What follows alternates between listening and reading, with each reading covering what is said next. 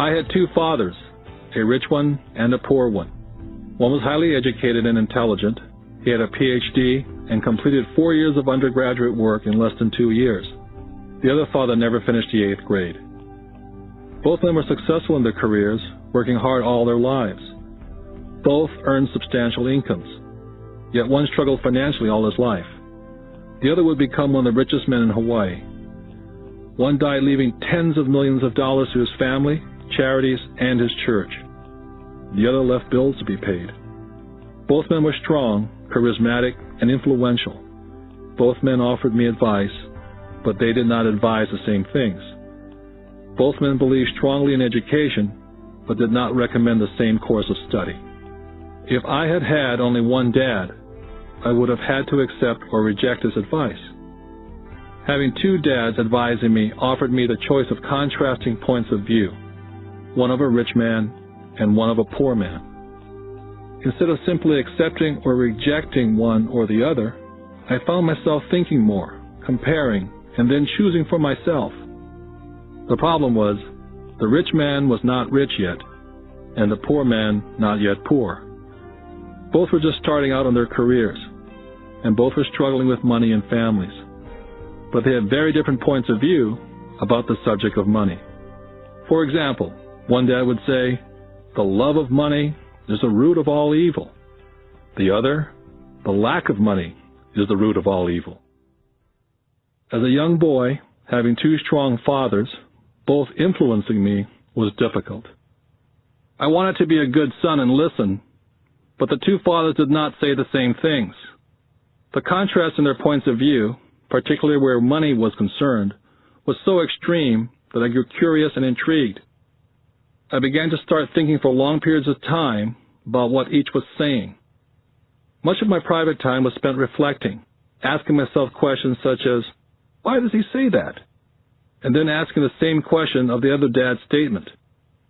It would have been much easier to simply say, "Yeah, he's right, I agree with that," or to simply reject the point of view by saying, "The old man doesn't know what he's talking about."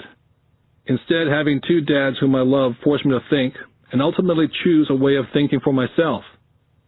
As a process, choosing to think for myself turned out to be much more valuable in the long run, rather than simply accepting or rejecting a single point of view. One of the reasons the rich get richer, the poor get poorer, and the middle class struggles in debt is because the subject of money is taught at home, not in school. Most of us learn about money from our parents. So what can a poor parent tell their child about money? They simply say, "Stay in school and study hard." The child may graduate with excellent grades, but with a poor person's financial programming and mindset. It was learned while the child was young. Money is not taught in schools. Schools focus on scholastic and professional skills, but not financial skills. This explains how smart bankers, doctors, and accountants who earn excellent grades in school may still struggle financially all their lives. Our staggering national debt is due in large part to highly educated politicians and government officials making financial decisions with little or no training on the subject of money. I often look ahead to the new millennium and wonder what will happen when we have millions of people who will need financial and medical assistance. They will be dependent upon their families or the government for financial support. What will happen when Medicare and Social Security run out of money? How will a nation survive if teaching children about money continues to be left to parents, most of whom will be, or already are, poor? Because I had two influential fathers, I learned from both of them. I had to think about each dad's advice, and in doing so, I gained valuable insight into the power and effect of one's thoughts on one's life. For example, one dad had a habit of saying, "I can't afford it." The other dad forbade those words to be used. He insisted I say, "How can I afford it?" One is a statement, and the other is a question. One lets you off the hook, and the other forces you to think. My soon-to-be-rich dad would explain that by automatically saying the words, "I can't afford it," your brain stops working. By asking the question, "How can I afford it?" your brain is put to work. He did not mean buy everything you wanted. He was fanatical about exercising your mind. the most powerful computer in the world. My brain gets stronger every day because I exercise it. The stronger it gets, the more money I can make. He believed that automatically saying, "I can't afford it," was a sign of mental laziness. Although both dads worked hard, I noticed that one dad had a habit of putting his brain to sleep when it came to money matters, and the other had a habit of exercising his brain. The long-term result was that one dad grew stronger financially and the other grew weaker. It is not much different from a person who goes to the gym to exercise on a regular basis versus someone who sits on the couch watching television. Proper physical exercise increases your chances for health, and proper mental exercise increases your chances for wealth. Laziness decreases both health and wealth. My two dads had opposing attitudes in thought. One dad thought that the rich should pay more in taxes and take care of those less fortunate. The other said, taxes punish those who produce and reward those who don't produce. One dad recommended, study hard so you can find a good company to work for. The other recommended, study hard so you can find a good company to buy. One dad said, the reason I'm not rich is because I have you kids. The other said, the reason I must be rich is because I have you kids. One dad encouraged talking about money and business at the dinner table. The other forbade the subject of money to be discussed over a meal. One said, when it comes to money, play it safe and don't take risks. The other said, learn to manage risk. One believed, our home is our largest investment and our greatest asset. The other believed, my house is a liability, and if your house is your largest investment, you're in trouble. Both dads paid their bills on time, yet one paid his bills first, while the other paid his bills last. Being a product of two strong dads allowed me the luxury of observing the effects different thoughts have on one's life. I noticed that people really do shape their life through their thoughts. For example, my poor dad always said, I'll never be rich, and that prophecy became reality. My rich dad, on the other hand, always referred to himself as rich.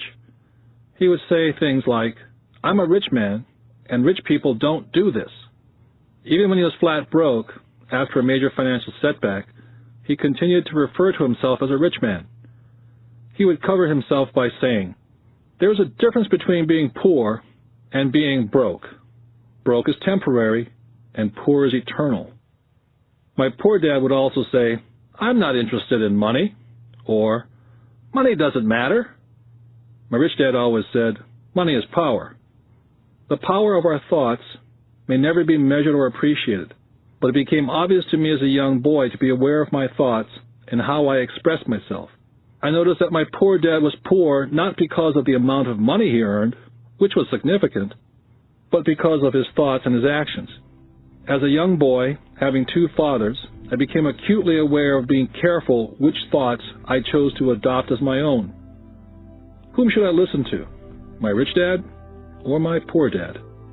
Although both men had tremendous respect for education and learning, they disagreed in what they thought was important to learn. One wanted me to study hard, earn a degree, and get a good job to work for money. He wanted me to study to become a professional, an attorney, or an accountant, or to go to business school for my MBA. The other encouraged me to study to be rich, to understand how money works, and learn how to have it work for me. I don't work for money, were the words he would repeat over and over. Money works for me. At the age of 9, I decided to listen to and learn from my rich dad about money. In doing so, I chose not to listen to my poor dad, even though he was the one with all the college degrees. Once I made up my mind whom to listen to, my education about money began. My rich dad taught me over a period of 30 years, until I was age 39. He stopped once he realized that I knew and fully understood what he had been trying to drum into my often thick skull. Money is one form of power, but what is more powerful is financial education. Money comes and goes, but if you have the education about how money works, you gain power over it and can begin building wealth. The reason positive thinking alone does not work is because most people went to school and never learned how money works, so they spend their lives working for money. Because I was only 9 years old when I started, the lessons my rich dad taught me were simple. And when it was all said and done, there are only 6 main lessons repeated over 30 years. This book is about those 6 lessons, put as simply as possible as my rich dad put forth those lessons to me. The lessons are not meant to be answers, but guideposts. Guideposts that will assist you and your children to grow wealthier, no matter what happens in a world of increasing change and uncertainty. Dad, can you tell me how to get rich? My dad put down the evening paper. Why do you want to get rich, son? Because today Jimmy's mom drove up in their new Cadillac and they were going to their beach house for the weekend. He took 3 of his friends, but Mike and I weren't invited. They told us we weren't invited because we were poor kids. They did? My dad asked incredulously. Yeah, they did, I replied in a hurt tone. My dad silently shook his head, pushed his glasses up the bridge of his nose, and went back to reading his paper. I stood waiting for an answer. The year was 1956. I was 9 years old. By some twist of fate, I attended the same public school where the rich people sent their kids. We were primarily a sugar plantation town. The managers of the plantation and the other affluent people of the town, such as doctors, business owners, and bankers, sent their children to this school, grades 1 to 6. After grade 6, their children were generally sent off to private schools. Because my family lived on one side of the street, I went to this school. Had I lived on the other side of the street, I would have gone to a different school with kids from families more like mine. After grade 6, these kids and I would go on to the public intermediate and high school. There was no private school for them or for me. My dad finally put down the paper. Well, son, he began slowly, if you want to be rich, you have to learn to make money. How do I make money? I asked. Well, use your head, son, he said, smiling, which really meant, that's all I'm going to tell you, or, I don't know the answer, so don't embarrass me. The next morning, I told my best friend Mike what my dad had said. As best I could tell, Mike and I were the only poor kids in this school. Mike was like me in that he was in this school by a twist of fate. Someone had drawn a jog in a line for the school district, and we wound up in school with the rich kids. So what do we do to make money? Mike asked. I don't know, I said. But do you want to be my partner? He agreed. And so on that Saturday morning, Mike became my first business partner. We spent all morning coming up with ideas on how to make money. Finally, that afternoon, a bolt of lightning came through our heads. It was an idea that Mike had gotten from a science book he'd read. Excitedly, we shook hands, and the partnership now had a business. For the next several weeks, Mike and I ran around our neighborhood, knocking on doors and asking our neighbors if they'd save their toothpaste tubes for us. With puzzled looks, most adults consented with a smile. Some asked us what we were doing, to which we replied, "We can't tell you. It's a business secret." My mom grew distressed as the weeks wore on. We had selected a site next to her washing machine as the place we would stockpile our raw materials. In a brown cardboard box that one time held ketchup bottles, our little pile of used toothpaste tubes began to grow. One day my dad drove up to see 2 9-year-old boys in the driveway with a production line operating at full speed. Fine white powder everywhere. On a long table were small milk cartons from school, and our family's hibachi grill was glowing with red-hot coals at maximum heat. Dad walked up cautiously, having to park the car at the base of the driveway, since the production line blocked the carport. As he got closer, he saw a steel pot sitting on top of the coals, with the toothpaste tubes being melted down. In those days, toothpaste did not come in plastic tubes. The tubes were made of lead. So once the paint was burned off, the tubes were dropped in a small steel pot, melted until they became liquid, and with my mom's pot holders, we were pouring the lead through a small hole in the top of the milk cartons. The milk cartons were filled with plaster of Paris. The white powder everywhere was the plaster before we mixed it with water. The milk cartons were the outer containers for plaster of Paris molds. My dad watched as we carefully poured the molten lead through a small hole in the top of the plaster of Paris cube. "What are you boys doing?" he asked with a cautious smile. "We're doing what you told me to do. We're going to be rich," I said. "Yep," said Mike, grinning and nodding his head. "We're partners." "And what is in those plaster molds?" Dad asked. "Watch," I said. "This should be a good batch." With a small hammer, I tapped at the seal that divided the cube in half. Cautiously, I pulled up the top half of the plaster mold, and a lead nickel fell out. "Oh, my God," my dad said. "You're casting nickels out of lead." "That's right," Mike said. "We're making money." My dad smiled and shook his head. Along with a fire and a box of spent toothpaste tubes in front of him were two little boys covered with white dust and smiling from ear to ear. He asked us to put everything down and sit with him on the front step of our house. With a smile, he gently explained what the word counterfeiting meant. Our dreams were dashed. "You mean this is illegal?" asked Mike. "Yes, it is illegal," my dad said gently. "But you boys have shown great creativity and original thought. Keep going. I'm really proud of you." Disappointed, Mike and I sat in silence for about 20 minutes before we began cleaning up our mess. The business was over on opening day. Sweeping the powder up, I looked at Mike and said, "I guess Jimmy and his friends are right. We are poor." My father was just leaving as I said that. "Boys," he said, "you're only poor if you give up. The most important thing is that you did something. Most people only talk and dream of getting rich. You've done something. I'm very proud of the two of you. I will say it again. Keep going. Don't quit." Mike and I stood there in silence. They were nice words, but we still did not know what to do. "So how come you're not rich, Dad?" I asked. "Because I chose to be a school teacher. School teachers really don't think about being rich. We just like to teach.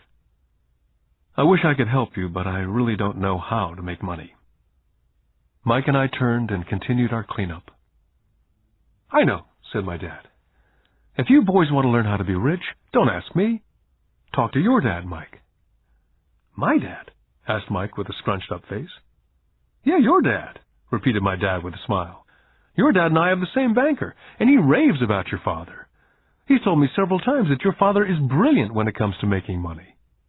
He seems to be building an empire, and I suspect in a few years he will be a very rich man." With that, Mike and I got excited again. With new vigor, we began cleaning up the mess caused by our now-defunct first business. As we were cleaning, we made plans on how and when to talk to Mike's dad.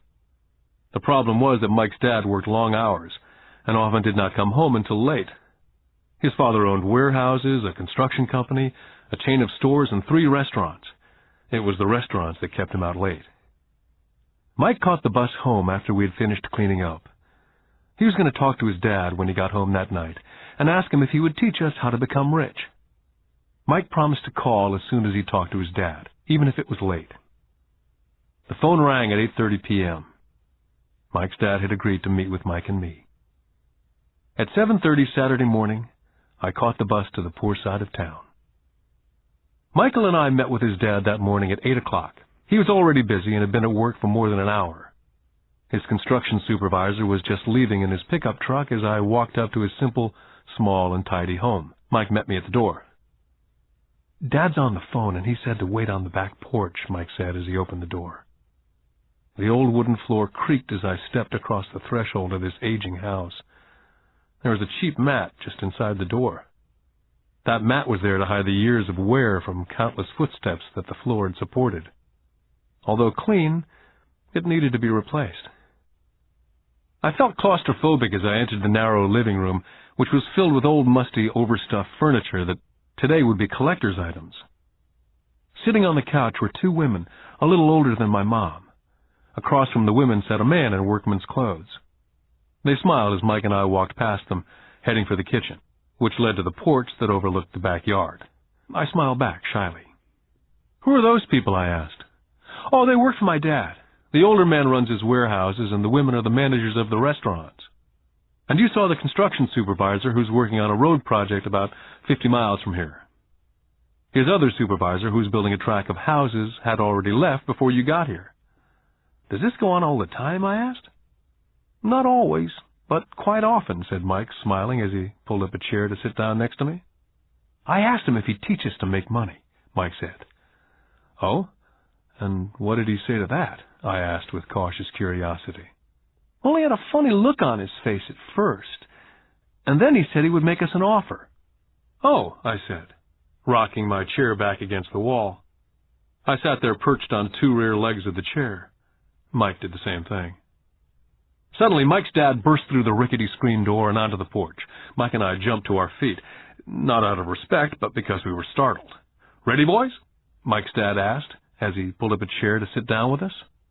We nodded our heads as we pulled our chairs away from the wall to sit in front of him. He was a big man, about 6 feet tall and 200 pounds. Mike says that you want to learn how to make money. Is that correct, Robert? I nodded my head quickly, but with a little intimidation. He had a lot of power behind his words and smile. Okay, here's my offer. I'll teach you, but I won't do it classroom style. You work for me, and I'll teach you. You don't work for me, I don't teach you. I can teach you faster if you work, and I'm wasting my time if you just want to sit and listen like you do in school. That's my offer. Take it or leave it. May I ask a question first, I asked. Nope, take it or leave it. I've got too much work to do to waste my time. If you can't make up your mind decisively, then you'll never learn to make money anyway. Take it, I said. Take it, said Mike. Good, said Mike's dad. Mrs. Martin will be by in 10 minutes. After I'm through with her, you ride with her to my superette, and you can begin working. I'll pay you 10 cents an hour, and you will work for 3 hours every Saturday. But I have a softball game today, I said. Mike's dad lowered his voice to a stern tone. Take it or leave it, he said. I'll take it, I replied, choosing to work and learn instead of playing softball. By 9 a.m. on a beautiful Saturday morning, Mike and I were working for Mrs. Martin. She was a kind and patient woman. She always said that Mike and I reminded her of her 2 sons who were grown and gone. Although kind, she believed in hard work, and she kept us working. She was a taskmaster. We spent 3 hours taking canned goods off the shelves, and with a feather duster, brushing each can to get the dust off, and then restacking them neatly. It was excruciatingly boring work. For 3 weeks, Mike and I reported to Mrs. Martin and worked our 3 hours. By noon, our work was over, and she dropped 3 little dimes in each of our hands. Now, even at the age of 9 in the mid-50s, 30 cents was not too exciting. Comic books cost 10 cents back then, so I usually spent my money on comic books and went home. By Wednesday of the 4th week, I was ready to quit. I had agreed to work only because I wanted to learn to make money from Mike's dad. And now I was a slave for 10 cents an hour. On top of that, I had not seen Mike's dad since that first Saturday. I'm quitting, I told Mike at lunchtime. The school lunch was miserable. School was boring, and now I didn't even have my Saturdays to look forward to. But it was the 30 cents that really got to me. Mike smiled. Dad said this would happen. He said to meet with him when you were ready to quit. What? I said indignantly. He's been waiting for me to get fed up? Sort of, Mike said. Dad's kind of different. He teaches differently from your dad. Your mom and dad lecture a lot. My dad is quiet and a man of few words. You just wait till this Saturday. I'll tell him you're ready. You mean I've been set up? No, not really, but maybe. Dad will explain on Saturday. I was ready to face him, and I was prepared. Even my real dad was angry with him. My real dad, the one I call the poor one, thought that my rich dad was violating child labor laws and should be investigated. My educated dad told me to demand what I deserve, at least 25 cents an hour. My poor dad told me that if I didn't get a raise, I was to quit immediately. At 8 o'clock Saturday morning, I was going through the same rickety door of Mike's house. Take a seat and wait in line, Mike's dad said as I entered. He turned and disappeared into his little office next to a bedroom. I looked around the room and didn't see Mike anywhere. Feeling awkward, I cautiously sat down next to the same 2 women who were there 4 weeks earlier. They smiled and slid across the couch to make room for me. 45 minutes went by and I was steaming. The 2 women had met with him and left 30 minutes earlier. An older gentleman was in there for 20 minutes and was also gone. The house was empty, and I sat out in his musty, dark living room on a beautiful, sunny Hawaiian day, waiting to talk to a cheapskate who exploited children. I could hear him rustling around in the office, talking on the phone and ignoring me. I was now ready to walk out, but for some reason I stayed. Finally, 15 minutes later at exactly 9 o'clock, Rich Dad walked out of his office, said nothing, and signaled with his hand for me to enter his dingy office. "I understand you want a raise or you're going to quit," Rich Dad said as he swiveled in his office chair. "Well, you're not keeping your end of the bargain," I blurted out, nearly in tears. It was really frightening for a 9-year-old boy to confront a grown-up. "You said that you'd teach me if I worked for you." "Well, I've worked for you. I've worked hard. I've given up my baseball games to work for you, and you don't keep your word. You haven't taught me anything. You're a crook like everyone in town thinks you are. You're greedy. You want all the money and don't take care of your employees. You make me wait and don't show me any respect. I'm only a little boy, and I deserve to be treated better." Rich Dad rocked back in his swivel chair, hands up to his chin, somewhat staring at me. "Not bad," he said. "In less than a month you sound like most of my employees." "What?" I asked. Not understanding what he was saying, I continued with my grievance. "I thought you were going to keep up your end of the bargain and teach me. Instead, you want to torture me. That's cruel. That's really cruel." "I am teaching you," Rich Dad said quietly. "What have you taught me?" "Nothing," I said angrily.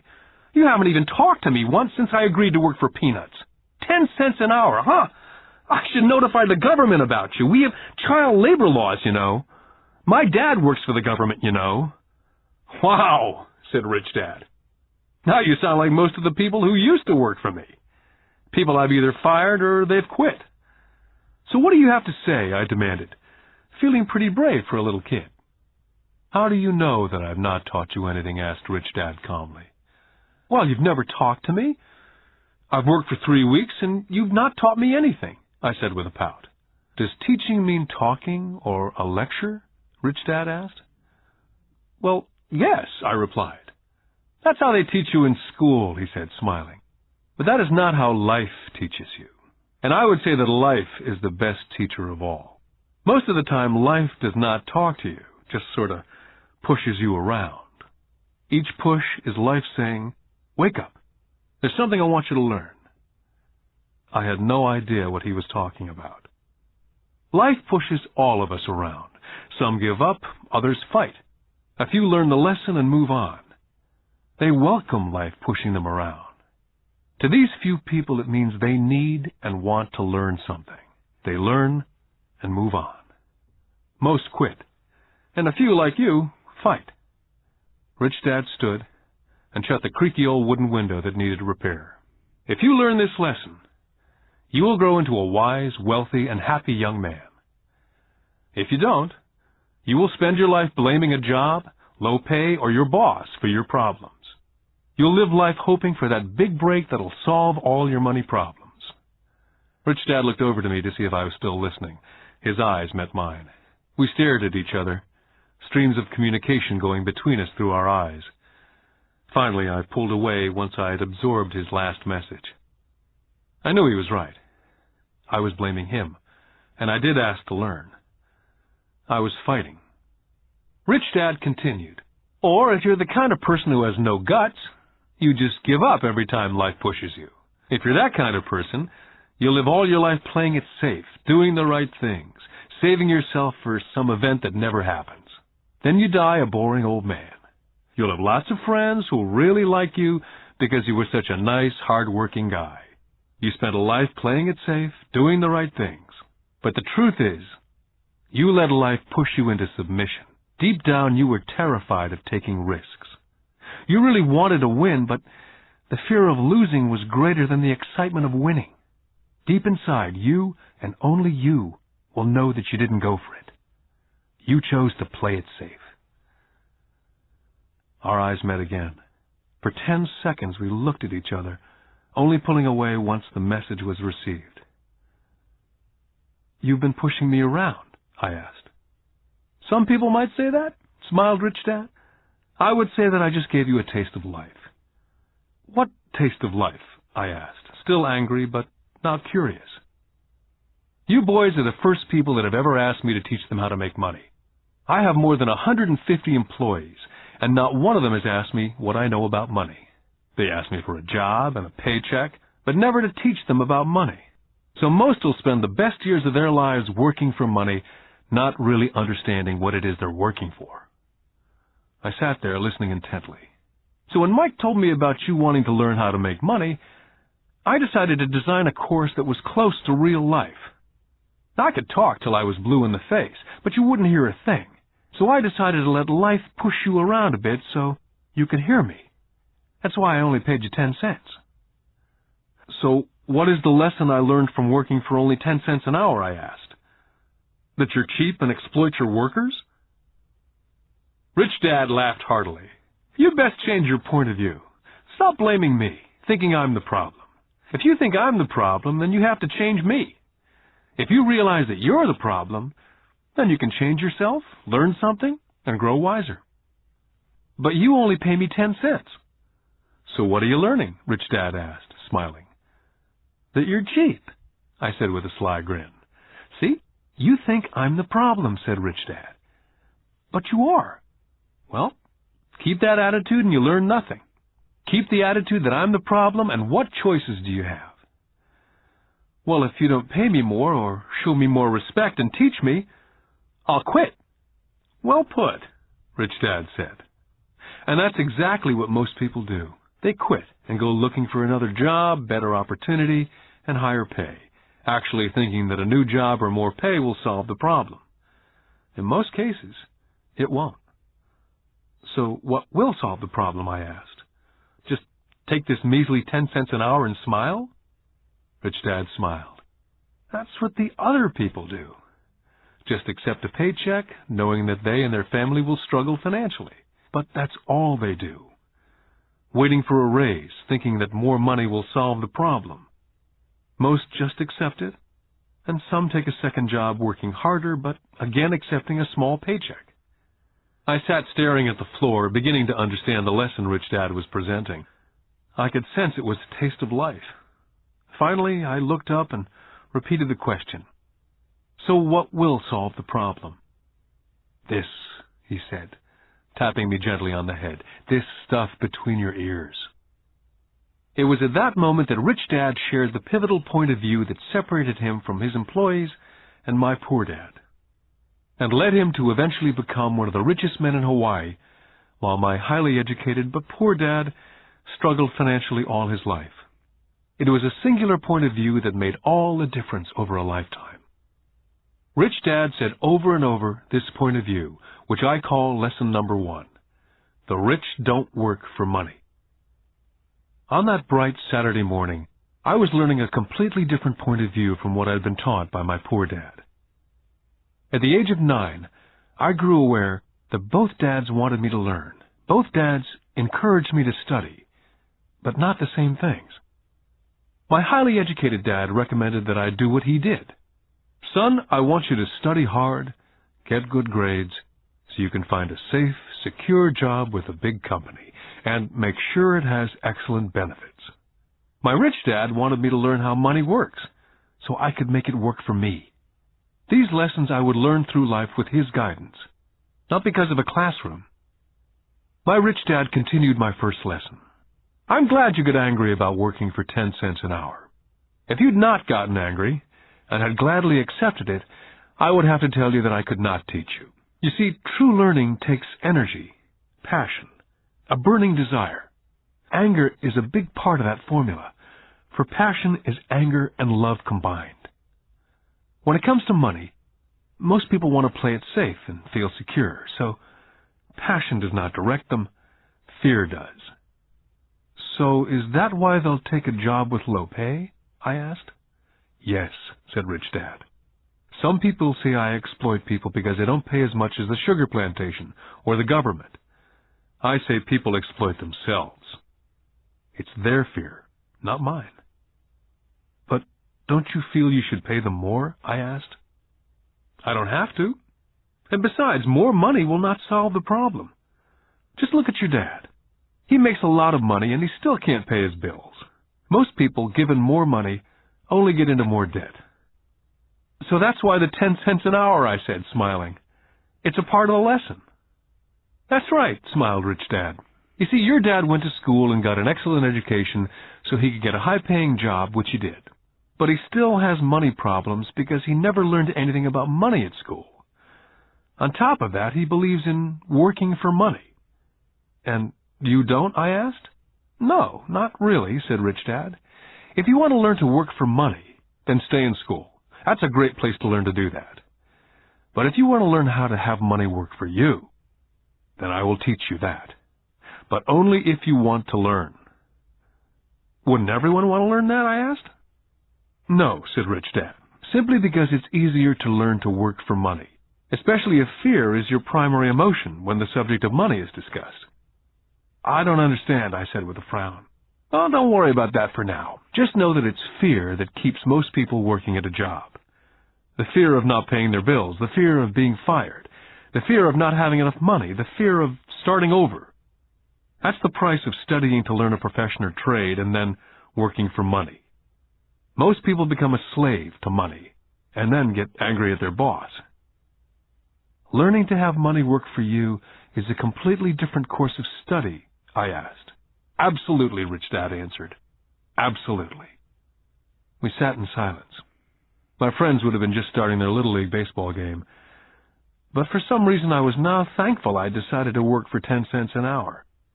I sensed that I was about to learn something my friends would not learn in school. Ready to learn? Asked Rich Dad. Absolutely, I said with a grin. I've kept my promise. I've been teaching you from afar, my Rich Dad said. At 9 years old, you've gotten a taste of what it feels like to work for money. Just multiply your last month by 50 years, and you'll have an idea of what most people spend their life doing. I don't understand, I said. How did you feel waiting in line to see me? Once to get hired and once to ask for more money. Terrible, I said. If you choose to work for money, that is what life is like for many people, said Rich Dad. And how did you feel when Mrs. Martin dropped 3 dimes in your hand for 3 hours' work? I felt like it wasn't enough. It seemed like nothing. I was disappointed, I said. And that is how most employees feel when they look at their paychecks, especially after all the tax and other deductions are taken out. At least you got 100%. You mean most workers don't get paid everything? I asked with amazement. Heavens, no, said Rich Dad. The government always takes its share first. How do they do that? I asked. Taxes, said Rich Dad. You're taxed when you earn, you're taxed when you spend, you're taxed when you save, you're taxed when you die. Why do people let the government do that to them? The rich don't, said Rich Dad with a smile. The poor and the middle class do. I'll bet you that I earn more than your dad, yet he pays more in taxes. How can that be, I asked. As a 9-year-old boy, that made no sense to me. Why would someone let the government do that to them?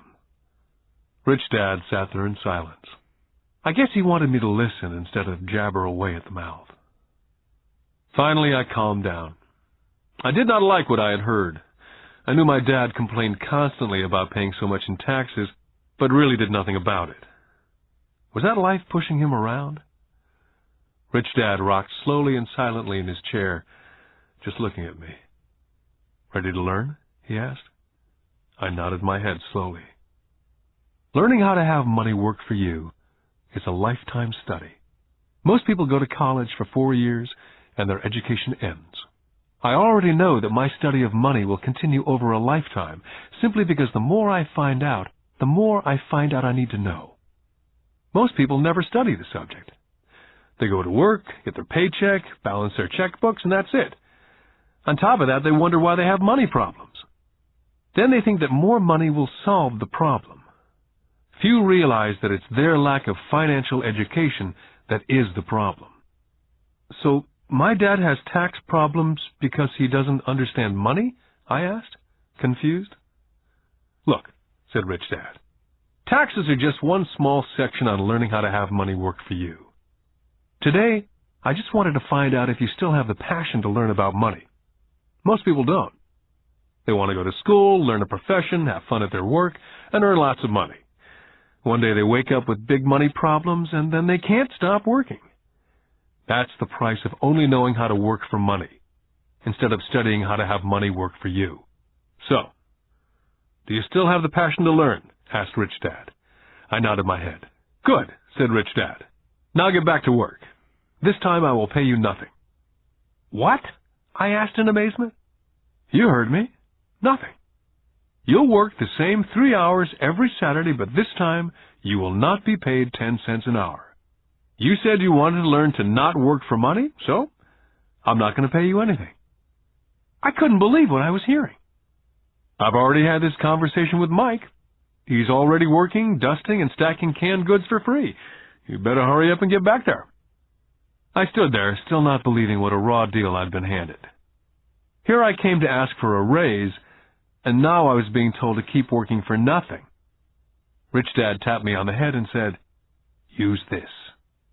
Now get out of here." I didn't tell my poor dad I wasn't being paid. He would not have understood, and I did not want to try to explain something that I did not yet understand myself. For 3 more weeks, Mike and I worked for 3 hours every Saturday for nothing. The work didn't bother me, and the routine got easier. It was the missed baseball games and not being able to afford to buy a few comic books that got to me. Rich Dad stopped by at noon on the 3rd week. We heard his truck pull up in the parking lot and sputter when the engine was turned off. He entered the store and greeted Mrs. Martin with a hug. After finding out how things were going in the store, he reached into the ice cream freezer, pulled out 2 bars, paid for them, and signaled to Mike and me, "Let's go for a walk, boys." We crossed the street, dodging a few cars, and walked across a large grassy field where a few adults were playing softball. Sitting down at a remote picnic table, he handed Mike and me the ice cream bars. "How's it going, boys?" "Okay," Mike said. I nodded in agreement. "Learn anything yet?" Rich Dad asked. Mike and I looked at each other, shrugged our shoulders, and shook our heads in unison. "Well, you boys had better start thinking. You're staring at one of life's biggest lessons. If you learn the lesson, you'll enjoy a life of great freedom and security. If you don't learn the lesson, you'll wind up like Mrs. Martin and most of the people playing softball in this park. They work very hard for a little money, clinging to the illusion of job security, looking forward to a 3-week vacation each year and a skimpy pension after 45 years of work. Now, if that excites you, I'll give you a raise to 25 cents an hour." "But these are good, hard-working people. Are you making fun of them?" I demanded. A smile came over Rich Dad's face. "Mrs. Martin's like a mother to me, and I would never be that cruel. I may sound cruel because I'm doing my best to point something out to the 2 of you. I want to expand your point of view so you can see something most people never have the benefit of seeing because their vision is too narrow. Most people never see the trap they're in." Mike and I sat there uncertain of his message. He sounded cruel, yet we could sense he was desperately wanting us to know something. With a smile, Rich Dad said, "Doesn't that 25 cents an hour sound good? Doesn't that make your heart beat a little faster?" I shook my head no, but it really did. 25 cents an hour would be big bucks to me. "Okay, I'll pay you $1 an hour," Rich Dad said with a sly grin. Now my heart was beginning to race. My brain was screaming, "Take it, take it." I could not believe what I was hearing. Still, I said nothing. "Okay, $2 an hour." My little 9-year-old brain and heart nearly exploded. After all, it was 1956, and being paid $2 an hour would have made me the richest kid in the world. I couldn't imagine earning that kind of money. I wanted to say yes, but somehow my mouth stayed silent. Maybe my brain had overheated and blown a fuse, but deep down I badly wanted that $2 an hour. The ice cream had melted and was running down my hand. Rich Dad was looking at 2 boys staring back at him, eyes wide open and brains empty. He knew that he was testing us, and he knew there was part of our emotions that wanted to take the deal. "Okay," he said, $5 an hour. Suddenly there was a silence from inside me. Something had changed. The offer was too big and had gotten ridiculous. Not too many grown-ups in 1956 made more than $5 an hour. The temptation disappeared and a calm set in. Slowly I turned to my left to look at Mike. He looked back at me. The part of my soul that was weak and needy was silenced. The part of me that had no price took over. There was a calm and a certainty about money that entered my brain and my soul. I knew Mike had gotten to that point also. Good, Rich Dad said softly. Most people have a price. And they have a price because of human emotions named fear and greed. First, the fear of being without money motivates us to work hard. And then once we get that paycheck, greed or desire starts us thinking about all the wonderful things money can buy. The pattern is then set. What pattern, I asked. The pattern of get up, go to work, pay bills, get up, go to work, pay bills. Their lives are then run forever by two emotions, fear and greed. Offer them more money, and they continue the cycle by also increasing their spending. This is what I call the rat race. There is another way, Mike asked. Yes, said Rich Dad slowly, but only a few people find it. And what is that way, Mike asked. That's what I hope you boys will find out as you work and study with me. That is why I took away all forms of pay. Any hints, Mike asked? We're kind of tired of working hard, especially for nothing. Well, the first step is telling the truth, said Rich Dad. We haven't been lying, I said. I did not say you were lying. I said to tell the truth, Rich Dad came back. The truth about what, I asked. How you're feeling, Rich Dad said. You don't have to say it to anyone else, just yourself. You mean the people in this park, the people who work for you, Mrs. Martin, they don't do that, I asked. I doubt it, Rich Dad said. Instead, they feel the fear of not having money. Instead of confronting the fear, they react instead of think. They react emotionally instead of using their heads, Rich Dad said, tapping us on our heads.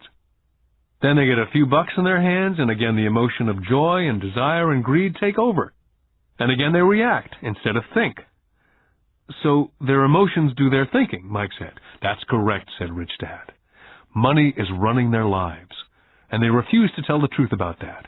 Money is in control of their emotions, and hence their souls. Rich Dad sat quietly, letting his words sink in.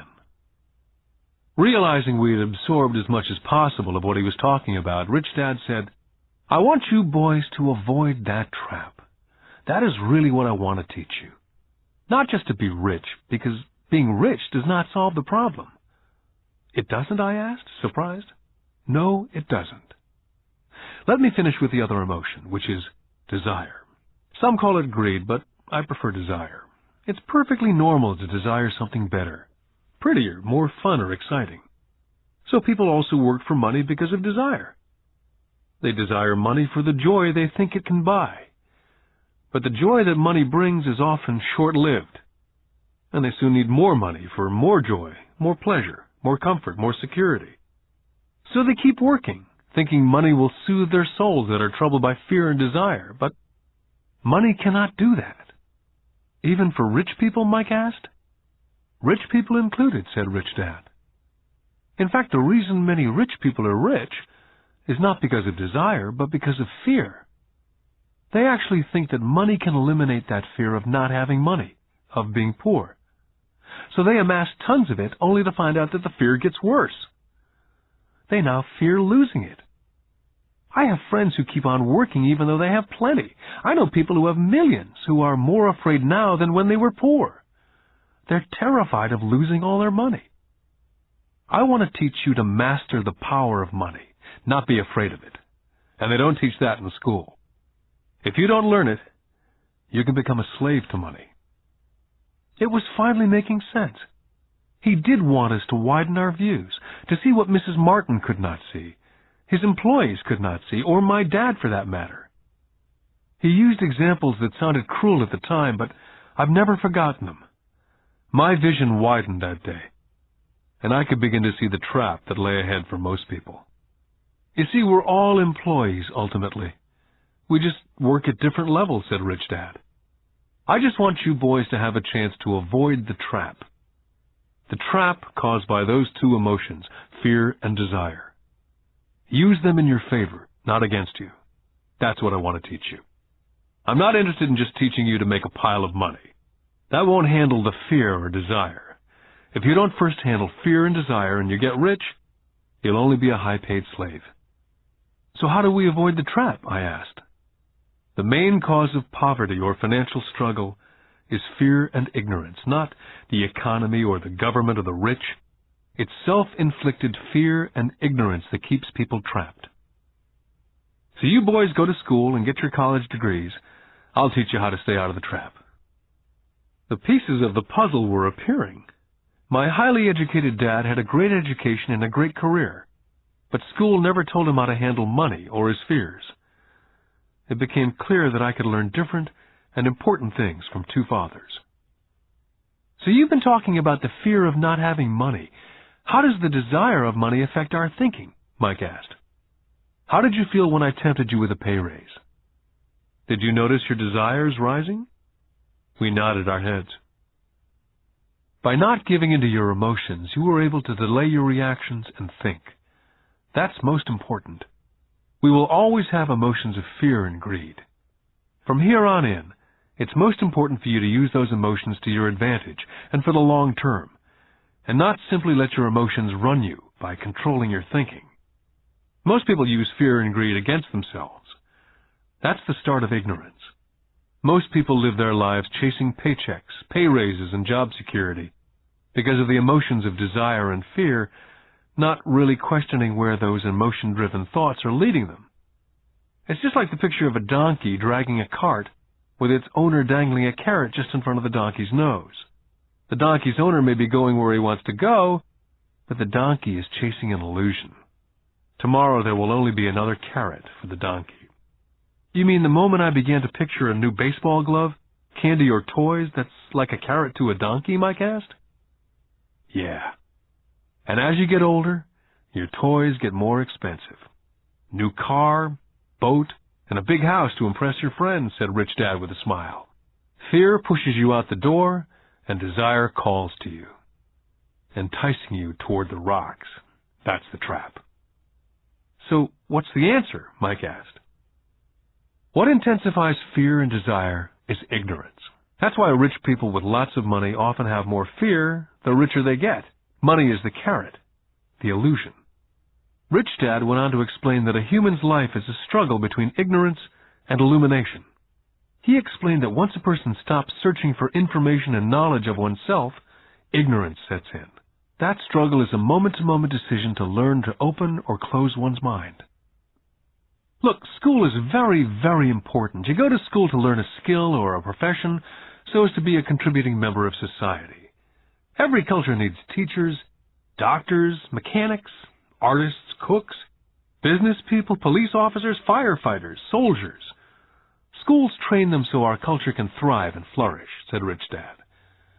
Unfortunately for many people, school is the end, not the beginning. What does ignorance have to do with greed and fear, I asked. Because it's ignorance about money that causes so much greed and so much fear, said Rich Dad. Let me give you some examples. A doctor wanting more money to better provide for his family raises his fees. By raising his fees, it makes healthcare more expensive for everyone. Now, it hurts the poor people the most, so poor people have worse health than those with money. Because the doctors raise their rates, the attorneys raise their rates. Because the attorneys' rates have gone up, school teachers want a raise, which raises our taxes, and on and on and on. Soon there will be such a horrifying gap between the rich and the poor that chaos will break out, and another great civilization will collapse. Great civilizations collapsed when the gap between the haves and the have-nots was too great. America is on the same course, proving once again that history repeats itself, because we do not learn from history. We only memorize historical dates and names, not the lesson. Aren't prices supposed to go up, I asked. Not in an educated society with a well-run government. Prices should actually come down. Of course, that's often only true in theory. Prices go up because of greed and fear caused by ignorance. If schools taught people about money, there would be more money and lower prices. But schools only focus on teaching people to work for money, not how to harness money's power. But don't we have business schools, Mike asked. Aren't you encouraging me to go to business school for my master's degree? Yes, said Rich Dad. But all too often business schools train employees who are sophisticated bean counters. Heaven forbid a bean counter takes over a business. All they do is look at the numbers, fire people, and kill the business. I know because I hire bean counters. All they think about is cutting costs and raising prices, which causes more problems. Bean counting is important. I wish more people knew it, but it too is not the whole picture, added Rich Dad angrily. So is there an answer? Asked Mike. Yes, said Rich Dad. Learn to use your emotions to think, not think with your emotions. When you boys mastered your emotions, first by agreeing to work for free, I knew there was hope. When you again resisted your emotions when I tempted you with more money, you were again learning to think in spite of being emotionally charged. That's the first step. Can you tell the difference between emotions thinking and the head thinking? Mike asked. Oh, yes, I hear it all the time, said Rich Dad. I hear things like, well, everyone has to work, or the rich are crooks, or I'll get another job, I deserve this raise. You can't push me around, or I like this job because it's secure. Instead of, is there something I'm missing here? Which breaks the emotional thought and gives you time to think clearly. I must admit it was a great lesson to be getting, to know when someone was speaking out of emotions or out of clear thought. It was a lesson that served me well for life, especially when I was the one speaking out of reaction and not from clear thought. As we headed back to the store, Rich Dad explained that the rich really did make money. They did not work for it. He went on to explain that when Mike and I were casting 5-cent pieces out of lead, thinking we were making money, we were very close to thinking the way rich people think. The problem was that it was illegal for us to do it.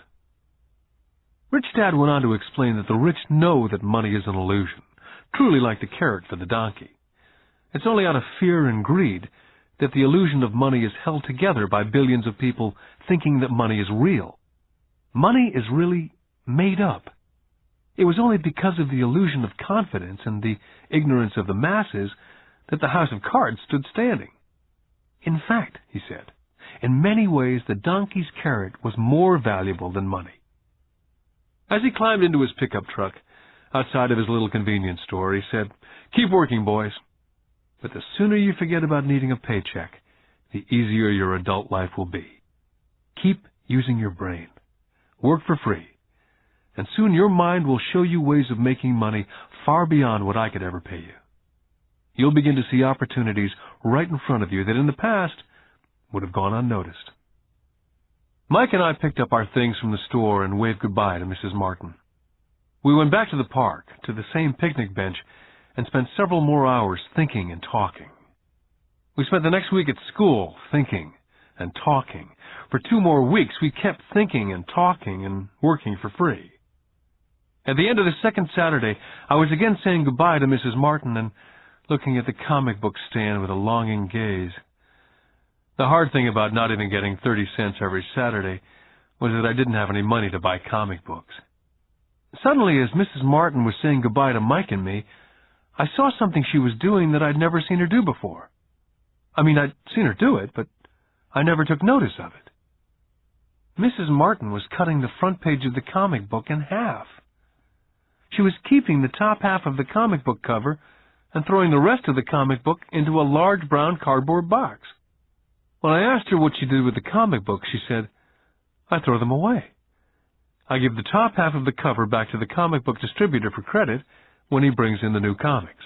He's coming in an hour." Mike and I waited for an hour.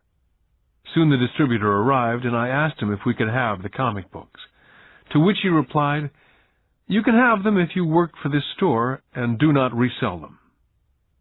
Our partnership was revived. Mike's mom had a spare room in the basement that no one used. We cleaned it out and began piling hundreds of comic books in that room. Soon our comic book library was open to the public. We hired Mike's younger sister, who loved to study, to be head librarian. She charged each child 10 cents admission to the library, which was open from 2:30 to 4:30 p.m. every day after school. The customers the children of the neighborhood, could read as many comics as they could in 2 hours. It was a bargain for them since a comic cost 10 cents each, and they could read 5 or 6 in 2 hours. Mike's sister would check the kids as they left to make sure they weren't borrowing any comic books. She also kept the books, logging in how many kids showed up each day, who they were, and any comments they might have. Mike and I averaged $9.50 per week over a 3-month period. We paid his sister $1 a week and allowed her to read the comics for free, which she rarely did since she was always studying. Mike and I kept our agreement by working in the store every Saturday and collecting all the comic books from the different stores. We kept our agreement to the distributor by not selling any comic books. We burned them once they got too tattered. We tried opening a branch office, but we could never quite find someone as dedicated as Mike's sister we could trust. At an early age, we found out how hard it was to find good staff. 3 months after the library first opened, a fight broke out in the room. Some bullies from another neighborhood pushed their way in and started it. Mike's dad suggested we shut down the business. So our comic book business was shut down and we stopped working on Saturdays at the convenience store. Anyway, Rich Dad was excited because he had new things he wanted to teach us. He was happy because we'd learned our first lesson so well. We'd learned to have money work for us. By not getting paid for our work at the store, we were forced to use our imaginations to identify an opportunity to make money.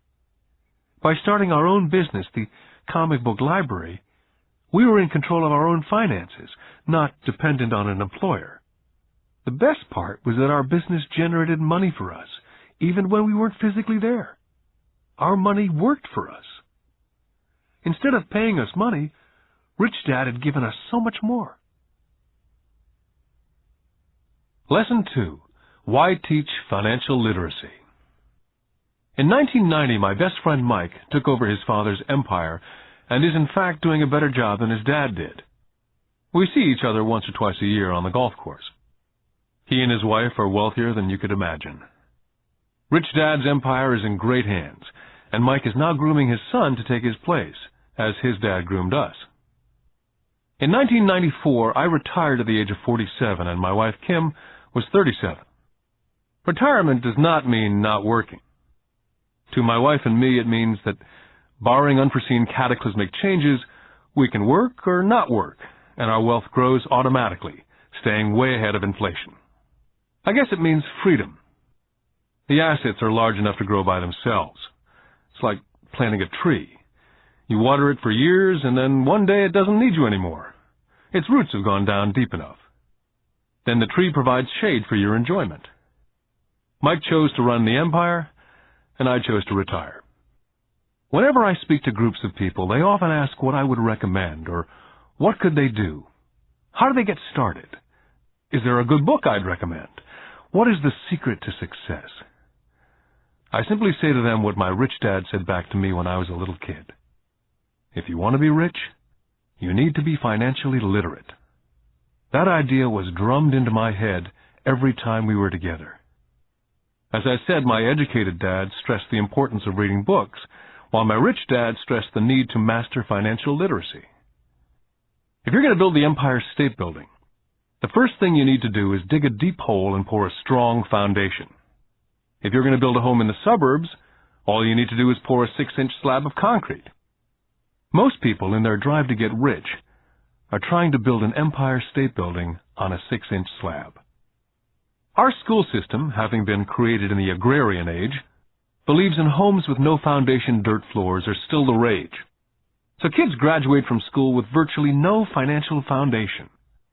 One day, sleepless and deep in debt in suburbia, living the American dream, they decide that the answer to their financial problems is to find a way to get rich quick.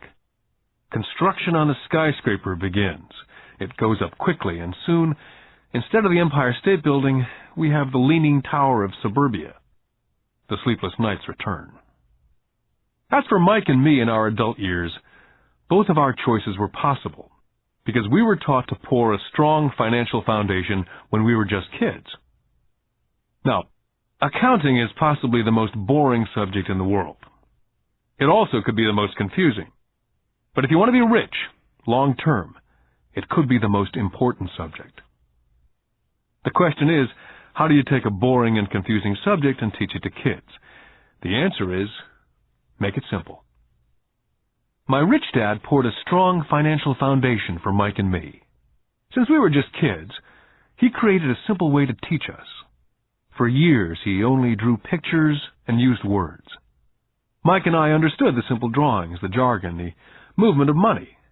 And then in later years, Rich Dad began adding numbers. Most importantly, you must know the difference between an asset and a liability, and buy assets. If you want to be rich, this is all you need to know. It is rule number 1. It is the only rule. This may sound absurdly simple, but most people have no idea how profound this rule is. Most people struggle financially because they do not know the difference between an asset and a liability. Rich people acquire assets. The poor and middle class acquire liabilities, but they think they are assets. When Rich Dad explained this to Mike and me, we thought he was kidding. Here we were nearly teenagers and waiting for the secret to get rich, and this was his answer. It was so simple that we had to stop for a long time to think about it. If it's that simple, how come everyone's not rich? I asked. Rich Dad smiled, because people do not know the difference between an asset and a liability. I remember asking, how could adults be so silly? If it's that simple, if it's that important, why would everyone not want to find out? It took our Rich Dad only a few minutes to explain what assets and liabilities were. To teach preteen boys, Rich Dad kept everything simple, using as many pictures as possible, as few words as possible, and no numbers for years. My Rich Dad simply drew a vertical box with a line through the middle. The top half was for income, and the bottom half was for expenses. Then beneath that box, he drew another box horizontally, which he divided into a left half for assets and a right half for liabilities. The income statement, often called a profit and loss statement, measures income and expenses, money in or money out. The second set of boxes is the balance sheet. It's called that because it's supposed to balance assets against liabilities. That relationship is vital to understand. The primary cause of financial struggle is simply not knowing the difference between an asset and a liability. The cause of the confusion is found in the definition of the two words. If you want a lesson in confusion, simply look up the words asset and liability in the dictionary. So my Rich Dad simply told two young boys the following. An asset is something that puts money in my pocket. A liability is something that takes money out of my pocket. This is really all you need to know. If you want to be rich, simply spend your life buying assets. If you want to be poor or middle class, spend your life buying liabilities. It's not knowing the difference that causes most of the financial struggle in the real world. My Rich Dad then drew 3 arrows on his diagram. He explained, the arrow represents the flow of cash, or cash flow. In 80% of most families, the financial story is a story of working hard in an effort to get ahead. It's not because they don't make money, but because they spend their lives buying liabilities instead of assets. The first arrow showed the cash flow pattern of a poor person or a young person still at home. The arrow goes into the income box from a job or salary.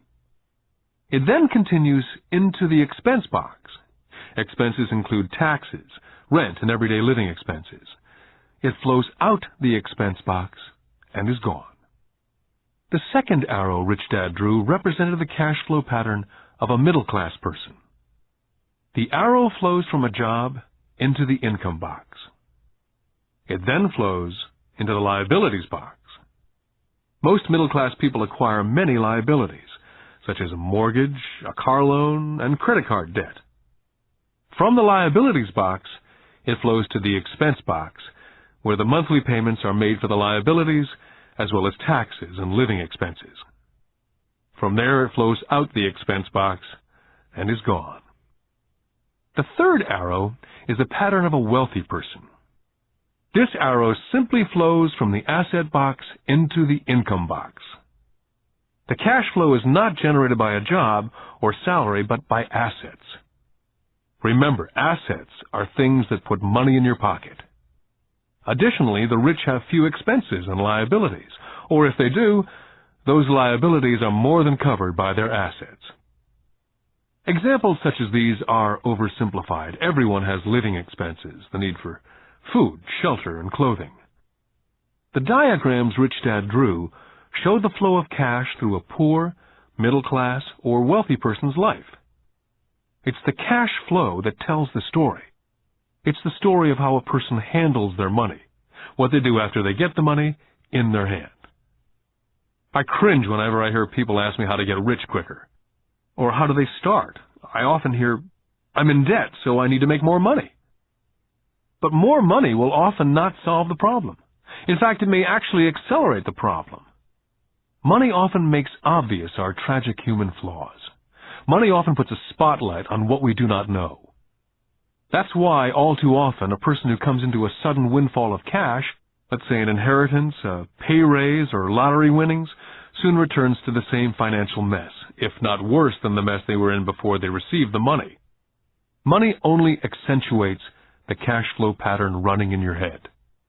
If your pattern is to spend everything you get, most likely an increase in cash will just result in an increase in spending. Thus the saying, a fool and his money is one big party.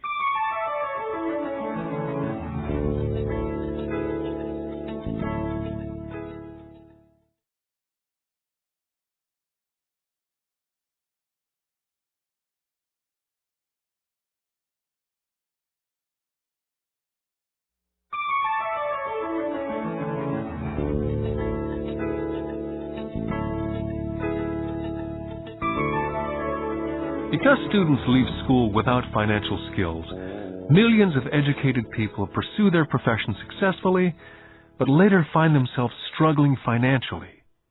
They work harder but don't get ahead. What's missing from their education is not how to make money, but how to spend money. What to do after you make it. It's called financial aptitude. What to do with the money once you make it, how to keep people from taking it from you, how long you keep it, and how hard that money works for you. Most people cannot tell why they struggle financially because they don't understand cash flow. A person can be highly educated, professionally successful, and financially illiterate. These people often work harder than they need to because they learned how to work hard, but not how to have their money work for them. The moving picture show of hard-working people has a set pattern. Recently married, a happy, highly educated young couple move in together in one of their cramped rented apartments. Immediately they realize that they're saving money because two can live as cheaply as one. The problem is, the apartment is cramped.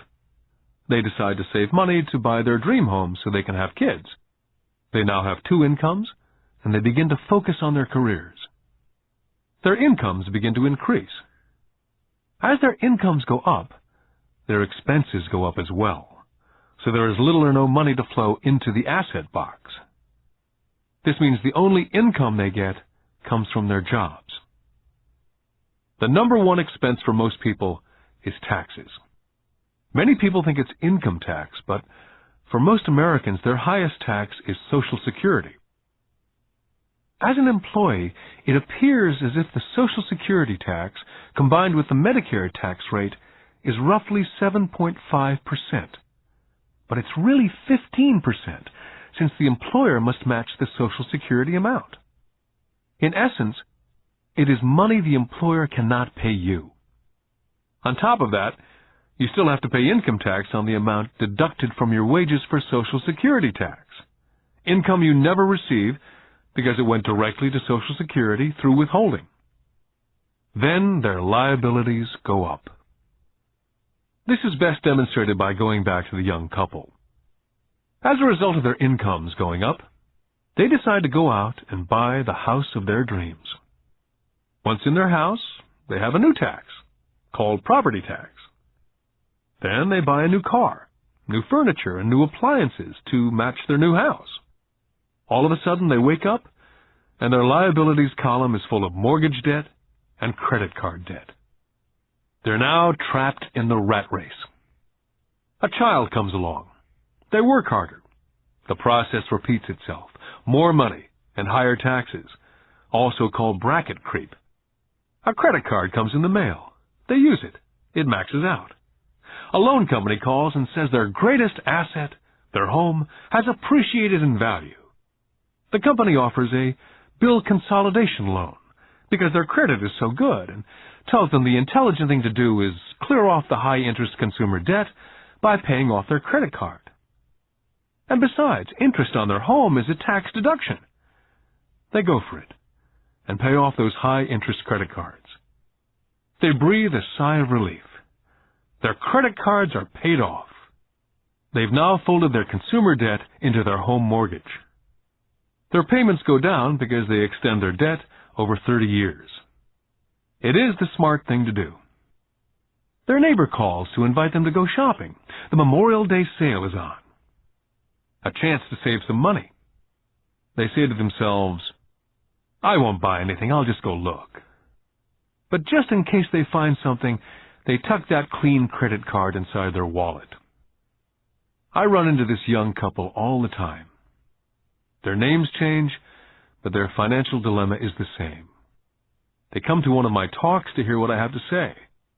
They ask me, can you tell us how to make more money? Their spending habits have caused them to seek more income. They don't even know that the trouble is really how they choose to spend the money they do have. And that is the real cause of their financial struggle. It's caused by financial illiteracy and not understanding the difference between an asset and a liability.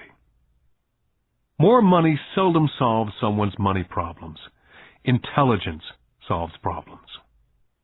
There's a saying a friend of mine says over and over to people in debt. If you find yourself in a hole, stop digging. The poor and middle class all too often allow the power of money to control them. By simply getting up and working harder, failing to ask themselves if what they do makes sense, they shoot themselves in the foot as they leave for work every morning. By not fully understanding money, the vast majority of people allow the awesome power of money to control them. The power of money is used against them. By the time Mike and I were 16 years old, we began to have problems in school. We were not bad kids. We just began to separate from the crowd. We worked for Mike's dad after school and on the weekends. Mike and I often spent hours after work just sitting at a table with his dad while he held meetings with his bankers, attorneys, accountants, brokers, investors, managers, and employees. We learned more sitting at his meetings than we did in all our years of school, college included. Mike's dad was not school educated, but he was financially educated and successful as a result. He used to tell us over and over again, an intelligent person hires people who are more intelligent than they are. So Mike and I had the benefit of spending hours listening to, and in the process learning from, intelligent people. But because of this, both Mike and I just could not go along with the standard dogma that our teachers preached. Occasionally, Mike or I would ask our teachers how what we studied was applicable, or we asked why we never studied money and how it worked. To the latter question, we often got the answer that money was not important, that if we excelled in our education, the money would follow. The more we knew about the power of money, the more distant we grew from the teachers and our classmates. My highly educated dad never pressured me about my grades. I often wondered why, but we did begin to argue about money. By the time I was 16, I probably had a far better foundation with money than both my mom and dad. I could keep books. I listened to tax accountants, corporate attorneys, bankers, real estate brokers, investors, and so forth. My dad talked to teachers. One day, my dad was telling me why our home was his greatest investment. A not too pleasant argument took place when I showed him why I thought a house was not a good investment. The argument illustrated the difference in perception between my rich dad and my poor dad when it came to their homes. Poor dad thought his house was an asset, and listed it in the asset box. And the rich dad thought it was a liability and put his home in the liability box. I remember when I drew a diagram for my dad showing him the direction of cash flow. I also showed him the ancillary expenses that went along with owning the home. A bigger home meant bigger expenses, and the cash flow kept going out through the expense column. Today I am still challenged on the idea of a house not being an asset. And I know that for many people, it's their dream as well as their largest investment. And owning your own home is better than nothing. I simply offer an alternate way of looking at this popular dogma. My wife and I would love a bigger, more flashy house to impress the Joneses, but we know it is not an asset. It's a liability since it takes money out of our pocket. So here's the argument I put forth. I really do not expect most people to agree with it because a nice home is an emotional thing. And when it comes to money, high emotions tend to lower financial intelligence. When it comes to houses, I point out that most people work all their lives paying for a home they never own. In other words, most people buy a new house every so many years, each time incurring a new 30-year loan to pay off the previous one. Even though people receive a tax deduction for interest on mortgage payments, they pay for all their other expenses with after-tax dollars, even after they pay off their mortgage. Then there are property taxes. My wife's parents were shocked when the property taxes on their home went to $1,000 a month. This was after they'd retired, so the increase put a strain on their retirement budget, and they felt forced to move. Also, houses do not always go up in value. I still had friends who owe $1 million for a home that will today sell for only $700,000. Finally, the greatest losses of all are those from missed opportunities. If all your money is tied up in your house, you may be forced to work harder because your money continues blowing out of the expense column instead of adding to the asset column. The classic middle-class cash flow pattern. If a young couple would put more money into their asset column early on, their later years would get easier, especially as they prepared to send their children to college. Their assets would have grown and would be available to help cover expenses. All too often, a house only serves as a vehicle for incurring a home equity loan to pay for mounting expenses. In summary, the end result in making a decision to own a house that is too expensive in lieu of starting an investment portfolio early on impacts an individual in at least the following 3 ways. Number 1, loss of time, during which other assets could have grown in value. Number 2, loss of additional capital, which could have been invested instead of paying for high-maintenance expenses related directly to the home. Number 3, loss of education. Too often people count their house, savings, and retirement plan as all they have in their asset column. Because they have no money to invest, they simply do not invest. This costs them investment experience. Most never become what the investment world calls a sophisticated investor.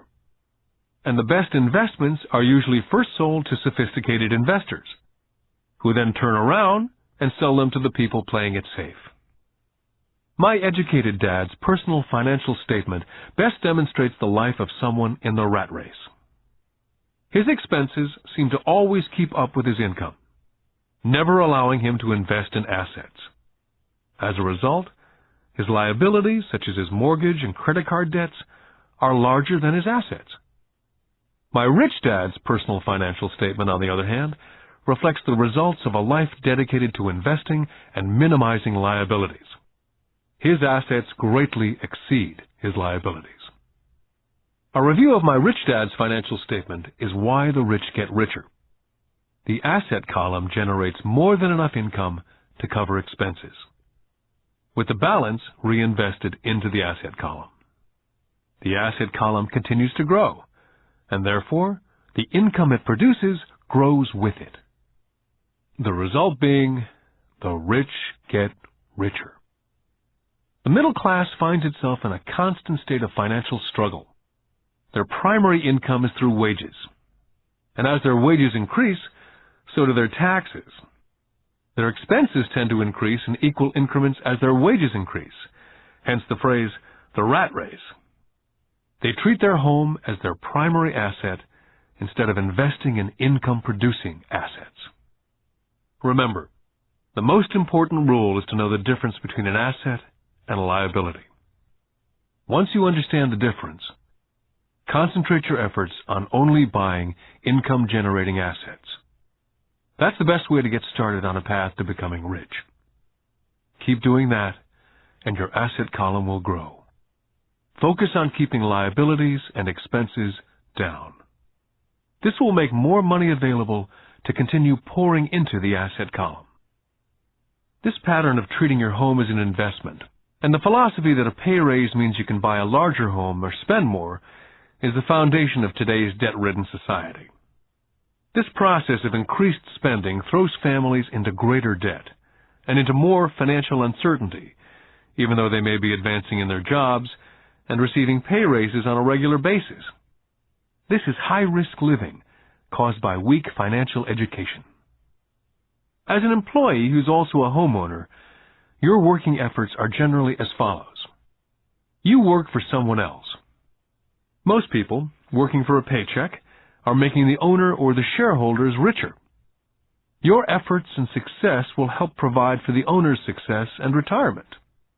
Next, you work for the government. The government takes its share from your paycheck before you even see it. By working harder, you simply increase the amount of taxes taken by the government. Most people work from January to May just for the government. And finally, you work for the bank. After taxes, your next largest expense is usually your mortgage and credit card debt. The problem with simply working harder is that each of these three levels takes a greater share of your increased efforts. You need to learn how to have your increased efforts benefit you and your family directly. Once you've decided to concentrate on minding your own business, how do you set your goals? For most people, they must keep their profession and rely on their wages to fund their acquisition of assets. As their assets grow, how do they measure the extent of their success? When does someone realize that they are rich, that they have wealth? As well as having my own definitions for assets and liabilities, I also have my own definition for wealth. Actually, I borrowed it from a man named Buckminster Fuller. Some people call him a quack, and others call him a living genius. Years ago, he got all the architects buzzing because he applied for a patent in 1961 for something called a geodesic dome. But in the application, Fuller also said something about wealth. It was pretty confusing at first, but after reading it for a while, it began to make some sense. Wealth is a person's ability to survive so many number of days forward.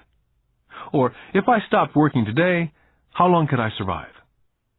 Unlike net worth, the difference between your assets and liabilities, which is often filled with a person's expensive junk and opinions of what things are worth, this definition creates the possibility for developing a truly accurate measurement. I could now measure and really know where I was in terms of my goal to become financially independent. Although net worth often includes these non-cash producing assets like stuff you bought that now sits in your garage, wealth measures how much money your money is making, and therefore your financial survivability. Wealth is the measure of the cash flow from the asset column compared with the expense column. Let's use an example. Let's say I have a cash flow from my asset column of $1,000 a month, and I have monthly expenses of $2,000. What's my wealth? Let's go back to Buckminster Fuller's definition. Using his definition, how many days forward can I survive?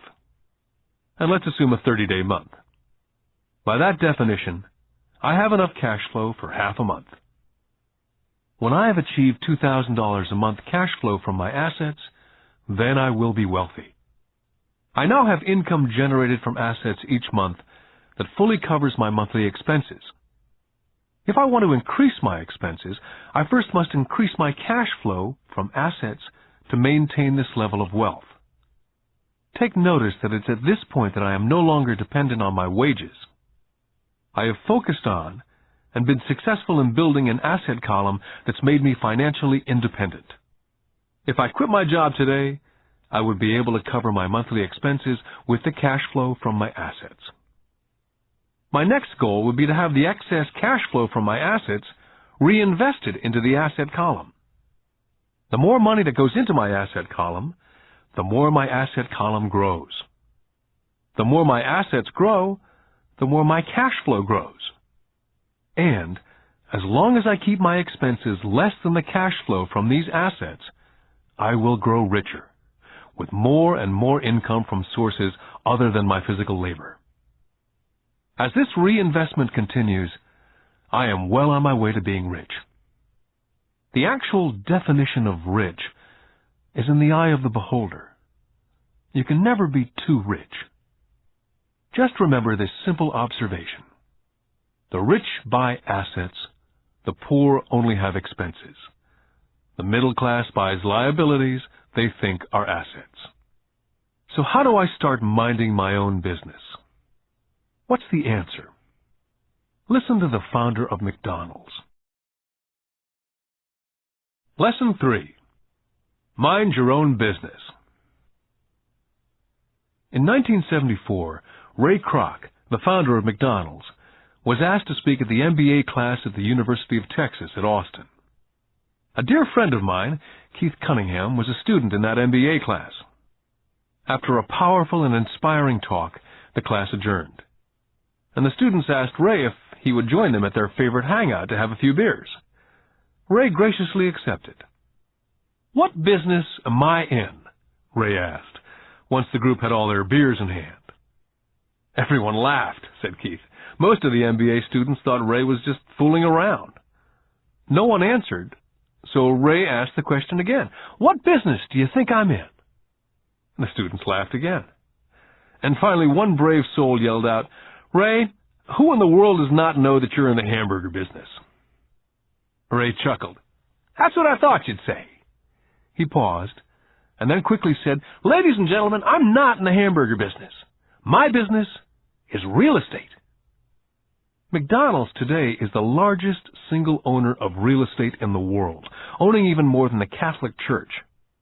Today, McDonald's owns some of the most valuable intersections and street corners in America, as well as in other parts of the world.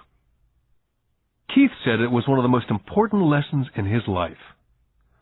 Today, Keith owns car washes, but his business is the real estate under those car washes. The previous chapter ended with a statement illustrating that most people work for everyone but themselves. They work first for the owners of the company, then for the government through taxes, and finally for the bank that owns their mortgage. As a young boy, we did not have a McDonald's nearby. Yet my rich dad was responsible for teaching Mike and me the same lesson that Ray Kroc talked about at the University of Texas. It is secret number 3 of the rich. The secret is, mind your own business. Financial struggle is often directly the result of people working all their life for someone else. Many people will have nothing at the end of their working days. Our current educational system focuses on preparing today's youth to get good jobs by developing scholastic skills. Their lives will revolve around their wages, or, as described earlier, their income column. And after developing scholastic skills, they go on to higher levels of schooling to enhance their professional abilities. They study to become engineers, scientists, cooks, police officers, artists, writers, and so on. These professional skills allow them to enter the workforce and work for money. There's a big difference between your profession and your business. Often I ask people, "What's your business?" And they will say, "Oh, I'm a banker." Then I ask them if they own the bank, and they usually respond, "No, I work there." In that instance, they've confused their profession with their business. Their profession may be a banker, but they still need their own business. Ray Kroc was clear on the difference between his profession and his business. His profession was always the same. He was a salesman. At one time he sold mixers for milkshakes, and soon thereafter he was selling hamburger franchises.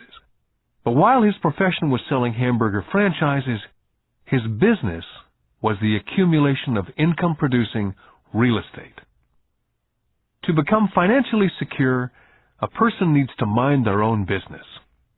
Your business revolves around your asset column, as opposed to your income column. As stated earlier, the number one rule is to know the difference between an asset and a liability, and to buy assets. The rich focus on their asset columns, while everyone else focuses on their income statements. That's why we hear so often, "I need a raise. If only I had a promotion. I'm going back to school to get more training so I can get a better job. I'm going to work overtime. Maybe I can get a second job. I'm quitting in 2 weeks. I found a job that pays more." In some circles, these are sensible ideas. Yet if you listen to Ray Kroc, you're still not minding your own business. These ideas all still focus on the income column, and will only help a person become more financially secure if the additional money is used to purchase income-generating assets. The primary reason the majority of the poor and middle class are fiscally conservative, which means I can't afford to take risks, is that they have no financial foundation.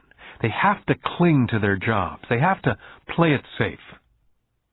When downsizing became the in thing to do, millions of workers found out that their largest so-called asset, their home, was eating them alive. Their asset, called a house, still cost them money every month. Their car, another asset, was eating them alive. The golf clubs in the garage that cost $1,000 were not worth $1,000 anymore. Without job security, they had nothing to fall back on. What they thought were assets could not help them survive in a time of financial crisis. So, many people have put themselves in deep financial trouble when they run short of income. To raise cash, they sell their assets.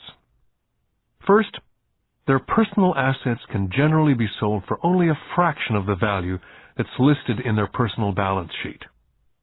Or, if there's a gain on the sale of the assets, they're taxed on the gain. So again, the government takes its share of the gain, thus reducing the amount available to help them out of debt. That's why I say someone's net worth is often worth less than they think. Start minding your own business. Keep your daytime job, but start buying real assets, not liabilities or personal effects that have no real value once you get them home. A new car loses nearly 25% of the price you pay for it the moment you drive it off the lot. It's not a true asset, even if your banker lets you list it as one. My $400 new titanium driver was worth $150 the moment I teed off. For adults, keep your expenses low, reduce your liabilities, and diligently build a base of solid assets. For young people who've not yet left home, it's important for parents to teach them the difference between an asset and a liability. Get them to start building a solid asset column before they leave home, get married, buy a house, have kids, and get stuck in a risky financial position, clinging to a job and buying everything on credit. I see so many young couples who get married and trap themselves into a lifestyle that will not let them get out of debt for most of their working years. For most people, just as the last child leaves home, the parents realize they've not adequately prepared for retirement, and they begin to scramble to put some money away.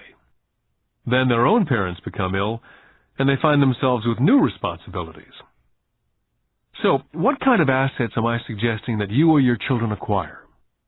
In my world, real assets fall into several different categories.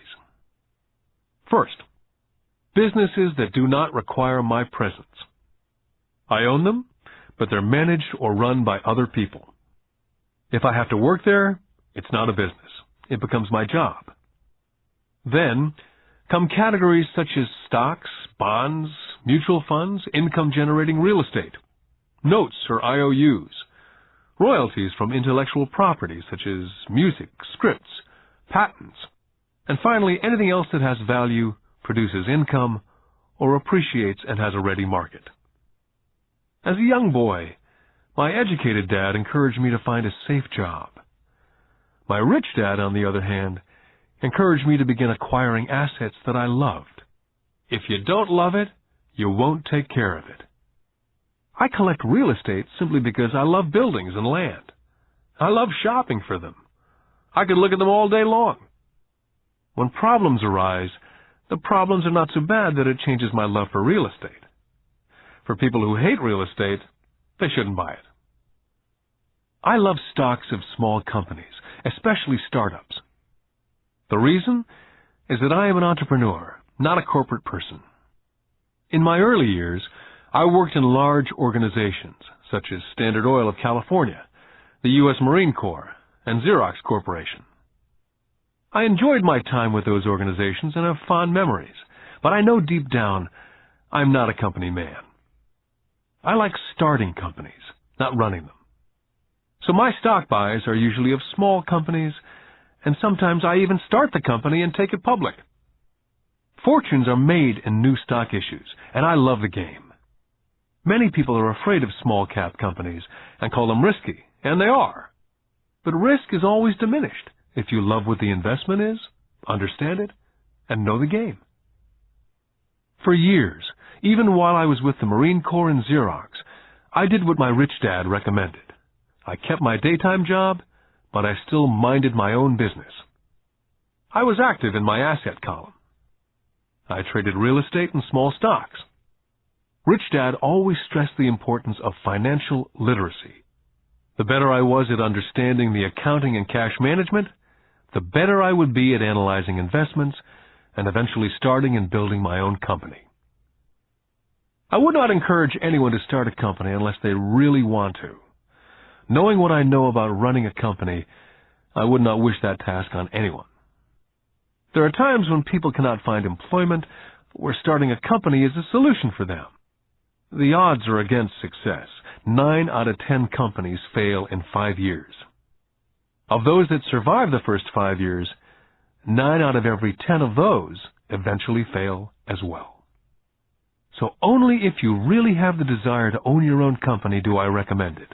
Otherwise, keep your daytime job and mind your own business. When I say mind your own business, I mean to build and keep your asset column strong. Once a dollar goes into it, never let it come out. Think of it this way. Once a dollar goes into your asset column, it becomes your employee. The best thing about money is that it works 24 hours a day and can work for generations. Keep your daytime job, be a great hard-working employee, but keep building that asset column. As your cash flow grows, you can buy some luxuries. An important distinction is that rich people buy luxuries last, while the poor and middle class tend to buy luxuries first. The poor and middle class often buy luxury items such as big houses, diamonds, furs, jewelry, or boats because they want to look rich. They look rich, but in reality they just get deeper in debt on credit. The old money people, the long-term rich, built their asset column first. Then the income generated from the asset column bought their luxuries. The poor and middle class buy luxuries with their own sweat, blood, and children's inheritance. A true luxury is a reward for investing in and developing a real asset. For example, when my wife and I had extra money coming from our apartment houses, she went out and bought her Mercedes. It didn't take any extra work or risk on her part because the apartment house bought the car. She did, however, have to wait for it for 4 years while the real estate investment portfolio grew and finally began throwing off enough extra cash flow to pay for the car. But the luxury, the Mercedes, was a true reward because she had proved she knew how to grow her asset column. That car now means a lot more to her than simply another pretty car. It means she used her financial intelligence to afford it. What most people do is they impulsively go out and buy a new car or some other luxury on credit. They may feel bored and just want a new toy. Buying a luxury on credit often causes a person to sooner or later actually resent that luxury because the debt on the luxury becomes a financial burden. After you've taken the time and invested in and built your own business, you're now ready to add the magic touch, the biggest secret of the rich. The secret that puts the rich way ahead of the pack. The reward at the end of the road for diligently taking the time to mind your own business. Lesson 4. The history of taxes and the power of corporations. I remember in school being told the story of Robin Hood and his merry men. My school teacher thought it was a wonderful story of a romantic hero, a Kevin Costner type, who robbed from the rich and gave to the poor. My rich dad did not see Robin Hood as a hero. He called Robin Hood a crook. Robin Hood may be long gone, but his followers live on. How often I still hear people say, "Why don't the rich pay for it?" Or, "The rich should pay more in taxes and give it to the poor." It's this idea of Robin Hood, or taking from the rich to give to the poor, that has caused the most pain for the poor and the middle class. The reason the middle class is so heavily taxed is because of the Robin Hood ideal. The real reality is that the rich are not taxed. It's the middle class who pays for the poor, especially the educated upper-income middle class. Again, to understand fully how things happen, we need to look at the historical perspective. We need to look at the history of taxes. Although my highly educated dad was an expert on the history of education, my rich dad fashioned himself as an expert on the history of taxes. Rich Dad explained to Mike and me that in England and America originally, there were no taxes. Occasionally, there were temporary taxes levied in order to pay for wars. The king or the president would put the word out and ask everyone to chip in. Taxes were levied in Britain for the fight against Napoleon from 1799 to 1816. And in America, taxes were levied to pay for the Civil War from 1861 to 1865. In 1874, England made income tax a permanent levy on its citizens. In 1913, an income tax became permanent in the United States with the adoption of the 16th Amendment to the Constitution. What these historical dates fail to reveal is that both of these taxes were initially levied against only the rich. It was this point that Rich Dad wanted Mike and me to understand. He explained that the idea of taxes was made popular and accepted by the majority by telling the poor and the middle class that taxes were created only to punish the rich. This is how the masses voted for the law, and it became constitutionally legal. Although it was intended to punish the rich, in reality it wound up punishing the very people who voted for it, the poor and the middle class. Once government got a taste of money, the appetite grew, said Rich Dad. Your dad and I are exactly opposite. He's a government bureaucrat, and I'm a capitalist. We get paid, and our success is measured on opposite behaviors. He gets paid to spend money and hire people. The more he spends and the more people he hires, the larger his organization becomes. In the government, the larger his organization, the more he's respected. On the other hand, within my organization, the fewer people I hire and the less money I spend, the more I'm respected by my investors. That's why I don't like government people. They have different objectives from most business people.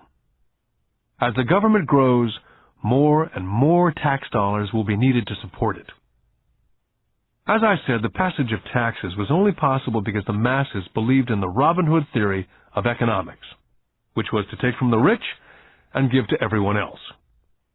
The problem was that the government's appetite for money was so great that taxes soon needed to be levied on the middle class, and from there it kept trickling down. The rich, on the other hand, saw an opportunity. They did not play by the same set of rules. As I've stated, the rich already knew about corporations, which became popular in the days of sailing ships. The rich created the corporation as a vehicle to limit their risk to the assets of each voyage. The rich put their money into a corporation to finance the voyage. The corporation would then hire a crew to sail to the New World to look for treasures. If the ship was lost, the crew lost their lives, but the loss to the rich would be limited only to the money they invested for that particular voyage.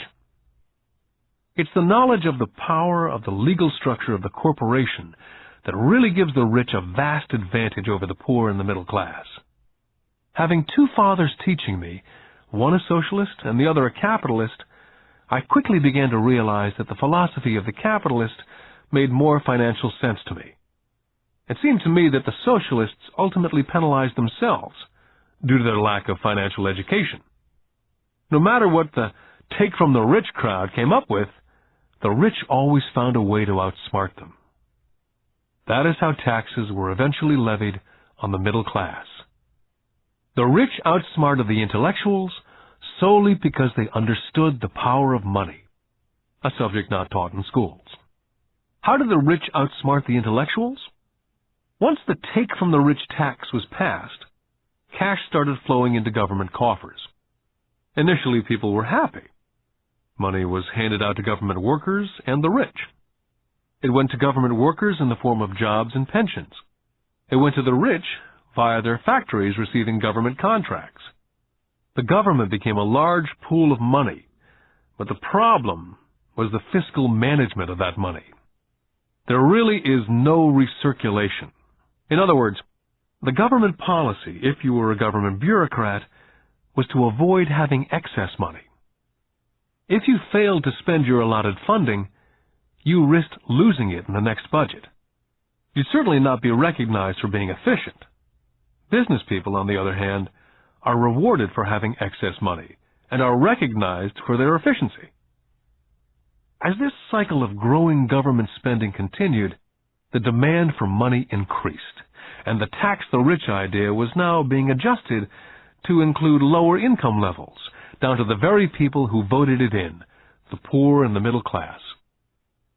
True capitalists used their financial knowledge to simply find a way to escape. They headed back to the protection of a corporation. A corporation protects the rich.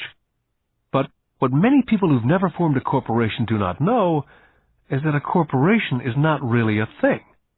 A corporation is merely a file folder with some legal documents in it, sitting in some attorney's office registered with a state government agency. It's not a big building with the name of the corporation on it. It's not a factory or a group of people. A corporation is merely a legal document that creates a legal body without a soul. The wealth of the rich was once again protected. Once again, the use of corporations became popular once the permanent income laws were passed, because the income tax rate of the corporation was less than the individual income tax rates. In addition, as I said earlier, certain expenses could be paid with pre-tax dollars within the corporation. This war between the haves and the have-nots has been going on for hundreds of years. It's the take-from-the-rich crowd versus the rich. The battle is waged whenever and wherever laws are made. The battle will go on forever. The problem is, the people who lose are the uninformed, the ones who get up every day and diligently go to work and pay taxes. If they only understood the way the rich play the game, they could play it too. Then they would be on their way to their own financial independence. This is why I cringe every time I hear a parent advise their children to go to school so they can find a safe, secure job. An employee with a safe, secure job without financial aptitude has no escape. Average Americans today work 5 to 6 months for the government before they make enough to cover their taxes. In my opinion, that is a long time. The harder you work, the more you pay the government. That's why I believe that the idea of take from the rich backfired on the very people who voted it in. Every time people try to punish the rich don't simply comply, they react. They have the money, power, and intent to change things. They do not just sit there and voluntarily pay more taxes. They search for ways to minimize their tax burden.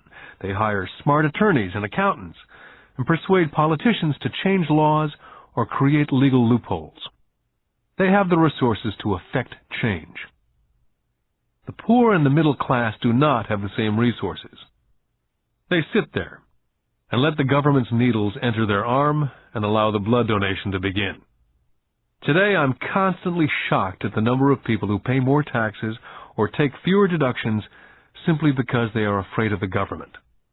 And I do know how frightening and intimidating a government tax agent can be.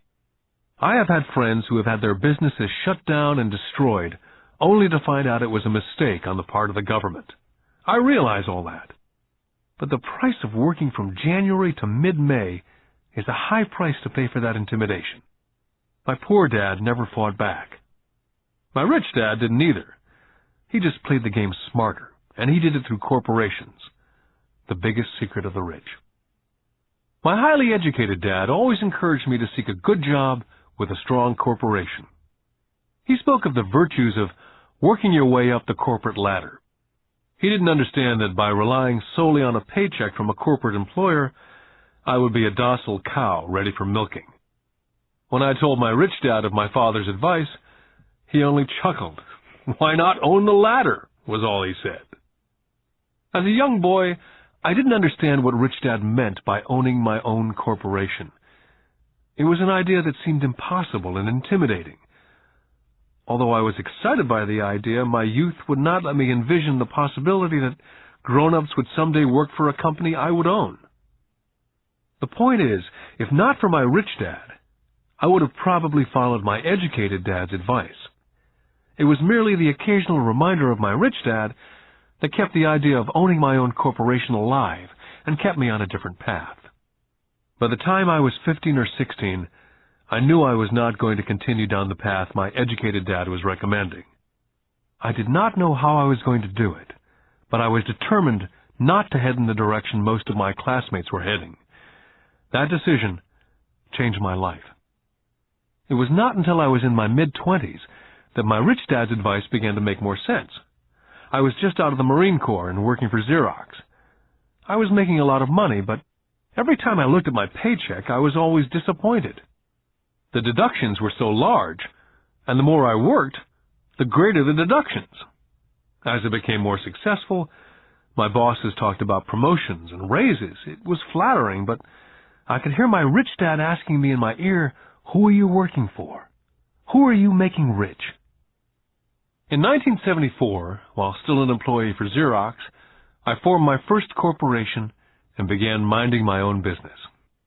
There were already a few assets in my asset column, but now I was determined to focus on making it bigger. Those paychecks with all the deductions made all the years of my rich dad's advice make total sense. I could see the future if I followed my educated dad's advice.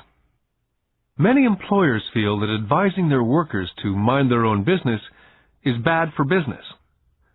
I'm sure it can be for certain individuals, but for me, focusing on my own business, developing assets, made me a better employee.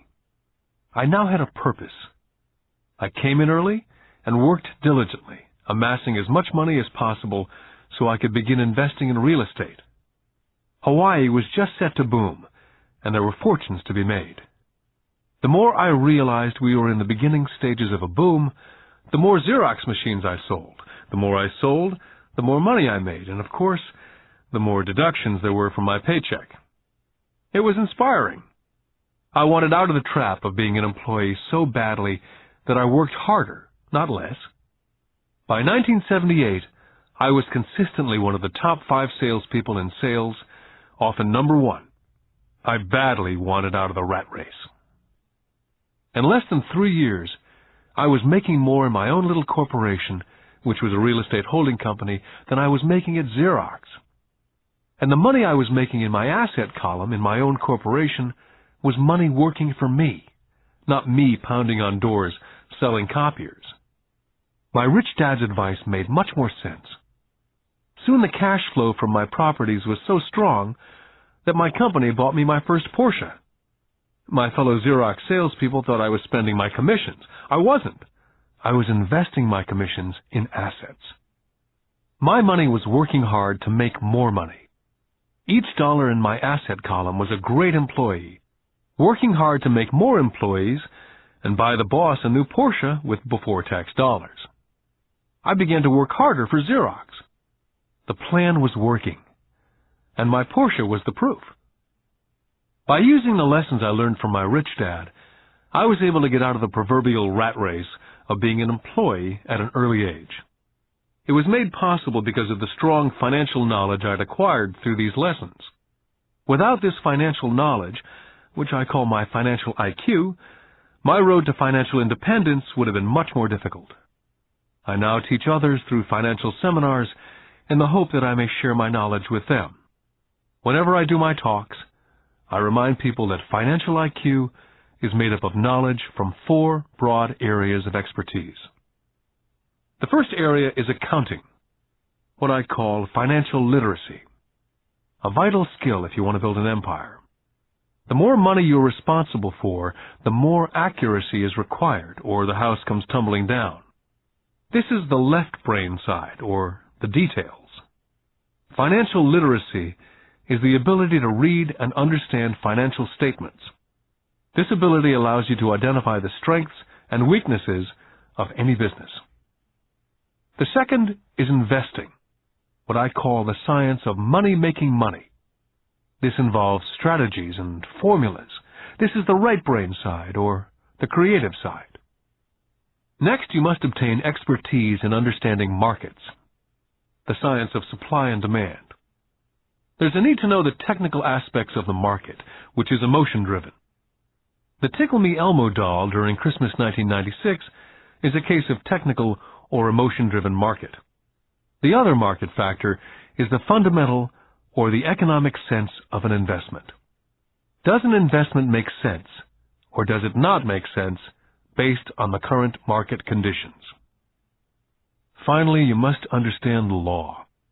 For instance, utilizing a corporation wrapped around the technical skills of accounting, investing, and markets can aid explosive growth. An individual with the knowledge of the tax advantages and protection provided by a corporation can get rich so much faster than someone who's an employee or a small business sole proprietor. It's like the difference between someone walking and someone flying. The difference is profound when it comes to long-term wealth. A corporation can do so many things that an individual cannot, like pay for expenses before it pays taxes. That is a whole area of expertise that is so exciting, but not necessary to get into unless you have sizable assets or a business. Employees earn and get taxed, and they try to live on what's left. A corporation earns, spends everything it can, and is taxed on anything that's left. It's one of the biggest legal tax loopholes that the rich use. They're easy to set up and are not expensive if you own investments that are producing good cash flow. For example, by owning your own corporation, car payments, insurance, repairs are company expenses. Most restaurant meals are partial expenses, and on and on. All are paid for legally with pre-tax dollars. Lesson 5. The Rich Invent Money. I've been teaching professionally since 1984. It's been a great experience and rewarding. It's also a disturbing profession, for I've taught thousands of individuals, and I see one thing in common in all of us, myself included. We all have tremendous potential, and we are all blessed with gifts. Yet the one thing that holds all of us back is some degree of self-doubt. It's not so much the lack of technical information that holds us back, but more the lack of self-confidence. Some are more affected than others. Once we leave school, most of us know that it's not as much a matter of college degrees or good grades that count. In the real world, outside of academics, something more than just grades is required. I've heard it called guts, chutzpah, balls, audacity, bravado, cunning, daring, tenacity, and brilliance.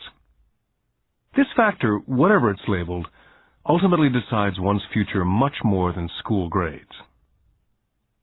Inside each of us is one of these brave, brilliant, and daring characters. There's also the flip side of that character. People who could get down on their knees and beg if necessary. After a year in Vietnam as a Marine Corps pilot, I intimately got to know both of those characters inside of me. One is not better than the other. Yet as a teacher, I recognized that it was excessive fear and self-doubt that were the greatest detractors of personal genius. It broke my heart to see students know the answers, yet lack the courage to act on the answer. Often in the real world, it's not the smart that get ahead, but the bold. In my personal experience, your financial genius requires both technical knowledge as well as courage. If fear is too strong, the genius is suppressed. In my classes, I strongly urge students to learn to take risks, to be bold, to let their genius convert that fear into power and brilliance. It works for some and just terrifies others. I've come to realize that for most people, when it comes to the subject of money, they would rather play it safe. I've had to field questions such as, why take risks? Why should I bother developing my financial IQ? Why should I become financially literate? And I answer, just to have more options. There are huge changes up ahead. There will be 100 people like Bill Gates and hugely successful companies like Microsoft created every year, all over the world. And there also will be many more bankruptcies, layoffs, and downsizing. So why bother developing your financial IQ? Because if you do, you will prosper greatly. And if you don't, this period of time will be a frightening one. Land was wealth 300 years ago. So the person who owned the land owned the wealth. Then it was factories and production. And America rose to dominance. The industrialist owned the wealth. Today, it's information. And the person who has the most timely information owns the wealth. The problem is, information flies all around the world at the speed of light. The new wealth cannot be contained by boundaries and borders as lands and factories were. The changes will be faster and more dramatic. There will be a dramatic increase in the number of new multimillionaires. There also will be those who are left behind. Today I find so many people struggling, often working harder, simply because they cling to old ideas. They want things to be the way they were. They resist change. I know people who are losing their jobs or their houses, and they blame technology or the economy or their boss. Sadly, they fail to realize that they might be the problem. Old ideas are their biggest liability. It's a liability simply because they fail to realize that while that idea or way of doing something was an asset yesterday, yesterday is gone. One afternoon I was teaching investing using a game I'd invented, cash flow, as a teaching tool. A friend had brought someone along to attend the class. This friend of a friend was recently divorced, had been badly burned in the divorce settlement, and was now searching for some answers. Her friend thought the class might help. The game was designed to help people learn how money works. In playing the game, they learn about the interaction of the income statement with the balance sheet. They learn how cash flows between the two, and how the road to wealth is through striving to increase your monthly cash flow from the asset column to the point that it exceeds your monthly expenses. Once you accomplish this, you're able to get out of the rat race and onto the fast track. As I've said, some people hate the game, some love it, and others miss the point. This woman missed a valuable opportunity to learn something. In the opening round, she drew a doodad card with the boat on it. At first she was happy. Oh, I've got the boat! Then, as her friend tried to explain how the numbers worked on her income statement and balance sheet, she got frustrated because she had never liked math. The rest of her table waited while her friend continued explaining the relationship between the income statement, balance sheet, and monthly cash flow. Suddenly, when she realized how the numbers worked, it dawned on her that her boat was eating her alive. Later on in the game, she was also downsized and had a child. It was a horrible game for her. After the class, her friend came by and told me that she was upset. She'd come to the class to learn about investing and did not like the idea that it took so long to play a silly game. Her friend attempted to tell her to look within herself, to see if them reflected on herself in any way. With that suggestion, the woman demanded her money back. She said that the very idea that a game could be a reflection of her was ridiculous. Her money was promptly refunded, and she left. Since 1984, I have made millions simply by doing what the school system does not.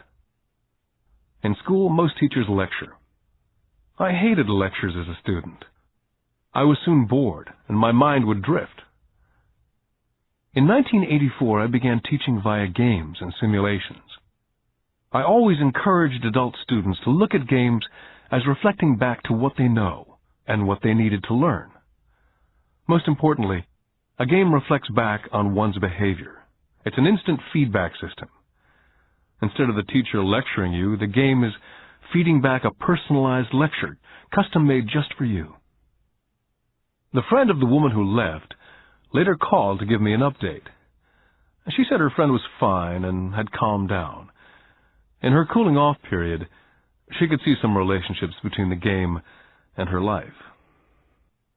Just like a board game, the world is always providing us with instant feedback. We could learn a lot if we tuned in more.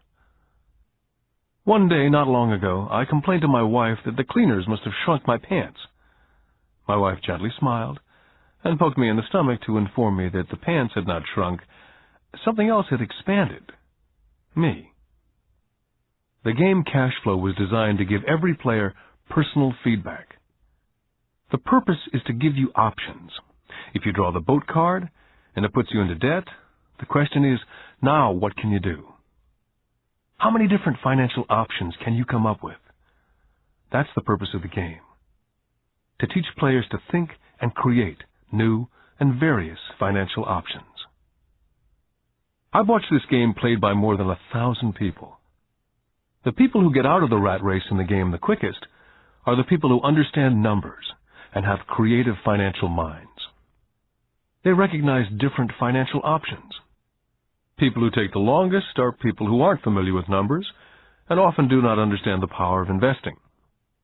Rich people are often creative and take calculated risks. There have been people playing Cash Flow who gain lots of money in the game, but they don't know what to do with it. Most of them have not been financially successful in real life either. Everyone else seems to be getting ahead of them, even though they have money. And that's true in real life. There are a lot of people who have a lot of money and do not get ahead financially. Limiting your options is the same as hanging on to old ideas. I have a friend from high school who now works at 3 jobs. 20 years ago, he was the richest of all my classmates. When the local sugar plantation closed, the company he worked for went down with the plantation. In his mind, he had the one option, and that was the old option: work hard. The problem was, he couldn't find an equivalent job that recognized his seniority in the old company. As a result, he's overqualified for the jobs he currently has, so his salary is lower. He now works 3 jobs to earn enough to survive. I've watched people playing Cash Flow complaining that the right opportunity cards are not coming their way, so they sit there. I know people who do that in real life. They wait for the right opportunity. I've watched people get the right opportunity card and then not have enough money. Then they complain they would have gotten out of the rat race if they'd had more money. So they sit there. I know people in real life who do that also. They see all the great deals, but they have no money. And I have people pull a great opportunity card, read it out loud, and have no idea that it's a great opportunity. They have the money, the time is right, they have the card, but they can't see the opportunity staring at them. They fail to see how it fits into their financial plan for escaping the rat race. And I know more people like that than all the others combined. Most people have an opportunity of a lifetime flash right in front of them, and they fail to see it. A year later, they find out about it after everyone else got rich. Financial intelligence is simply having more options. If the opportunities aren't coming your way, what else can you do to improve your financial position? If an opportunity lands in your lap and you have no money and the bank won't talk to you, what else can you do to get the opportunity to work in your favor? If your hunch is wrong and what you've been counting on doesn't happen, how can you turn a lemon into millions? That is financial intelligence. It's not so much what happens, but how many different financial solutions you can think of to turn a lemon into millions. It's how creative you are in solving financial problems. Most people only know one solution: work hard, save, and borrow. So why would you want to increase your financial intelligence? Because you want to be the kind of person who creates your own luck. You can take whatever happens and make it better. Few people realize that luck is created, just as money is. And if you want to be luckier and create money instead of working hard, then your financial intelligence is important. If you're the kind of person who's waiting for the right thing to happen, you might wait for a long time. It's like waiting for all the traffic lights to be green for 5 miles before starting the trip. As young boys, Mike and I were constantly told by my rich dad that money is not real.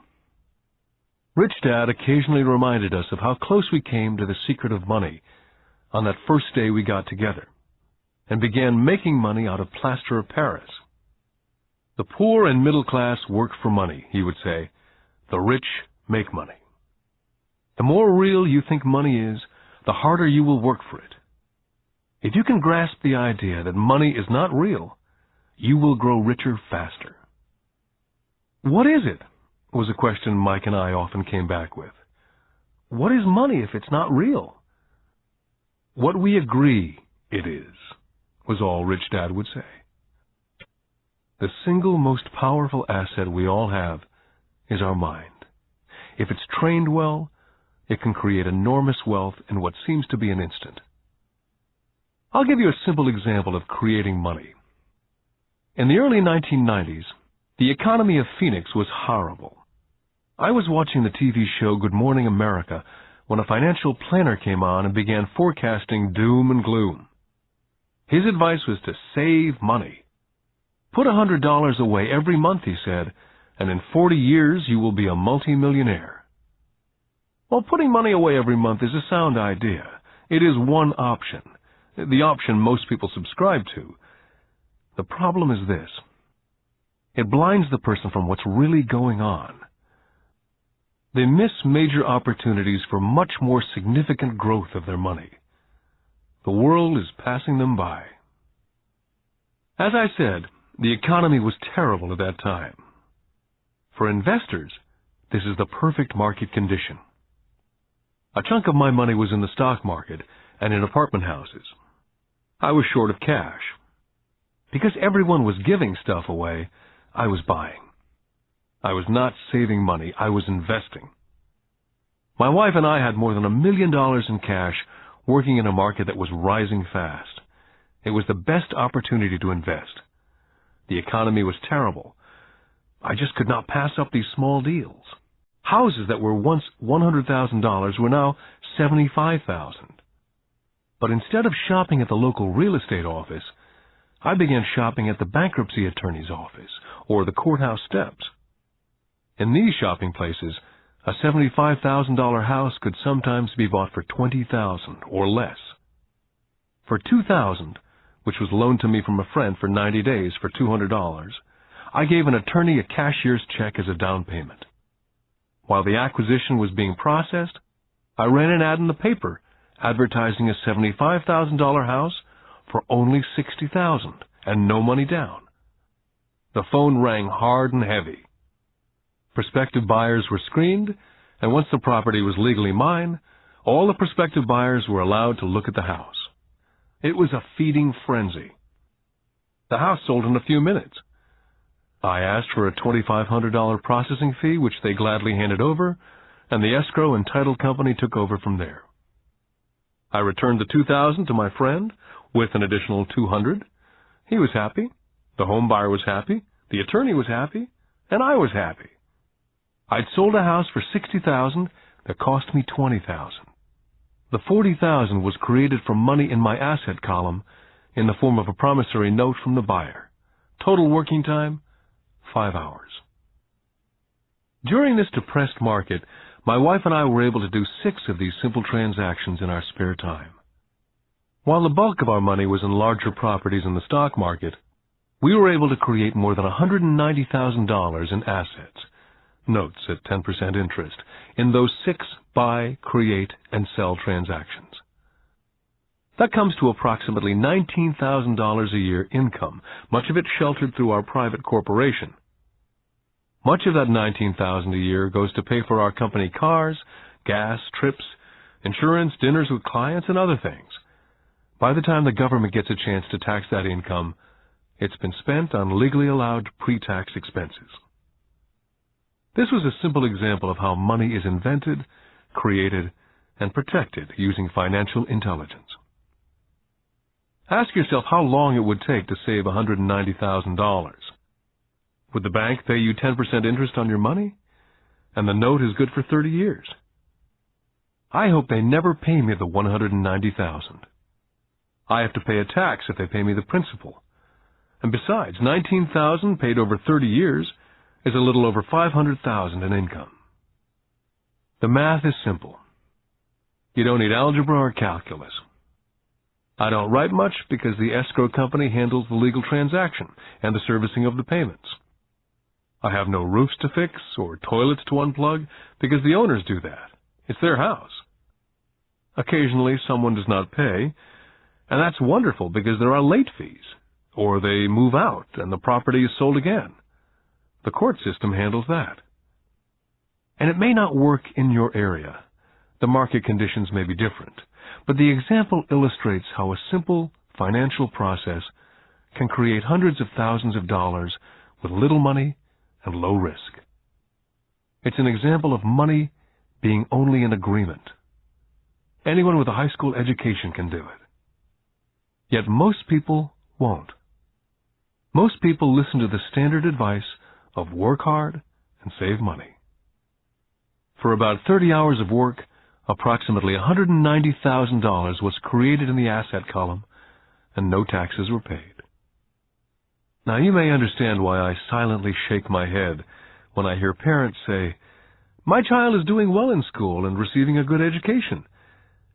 It may be good, but is it adequate? I know the above investment strategy is a small one. It's used to illustrate how small can grow into big. My success reflects the importance of a strong financial foundation, which starts with strong financial education. Financial intelligence is made up of these 4 main technical skills. Number 1, financial literacy, the ability to read numbers. Number 2, investment strategies, the science of making money.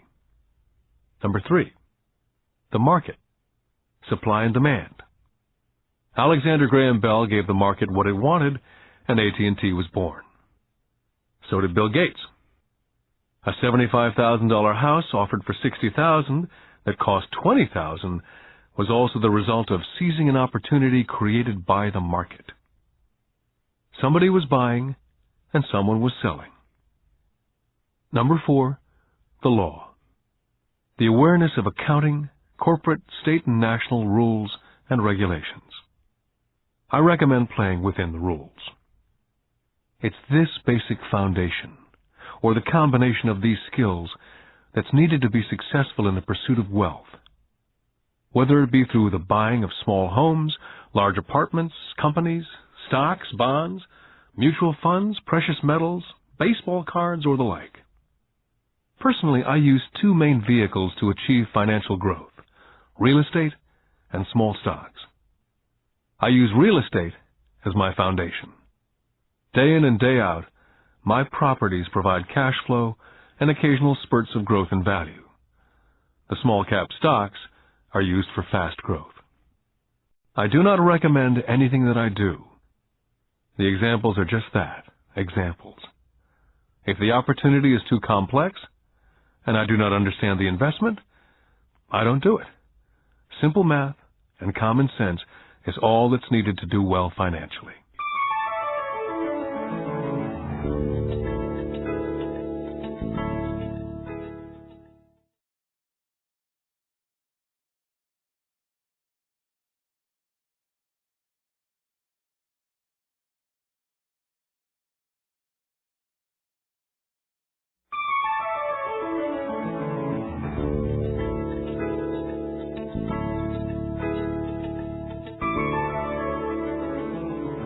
Lesson 6.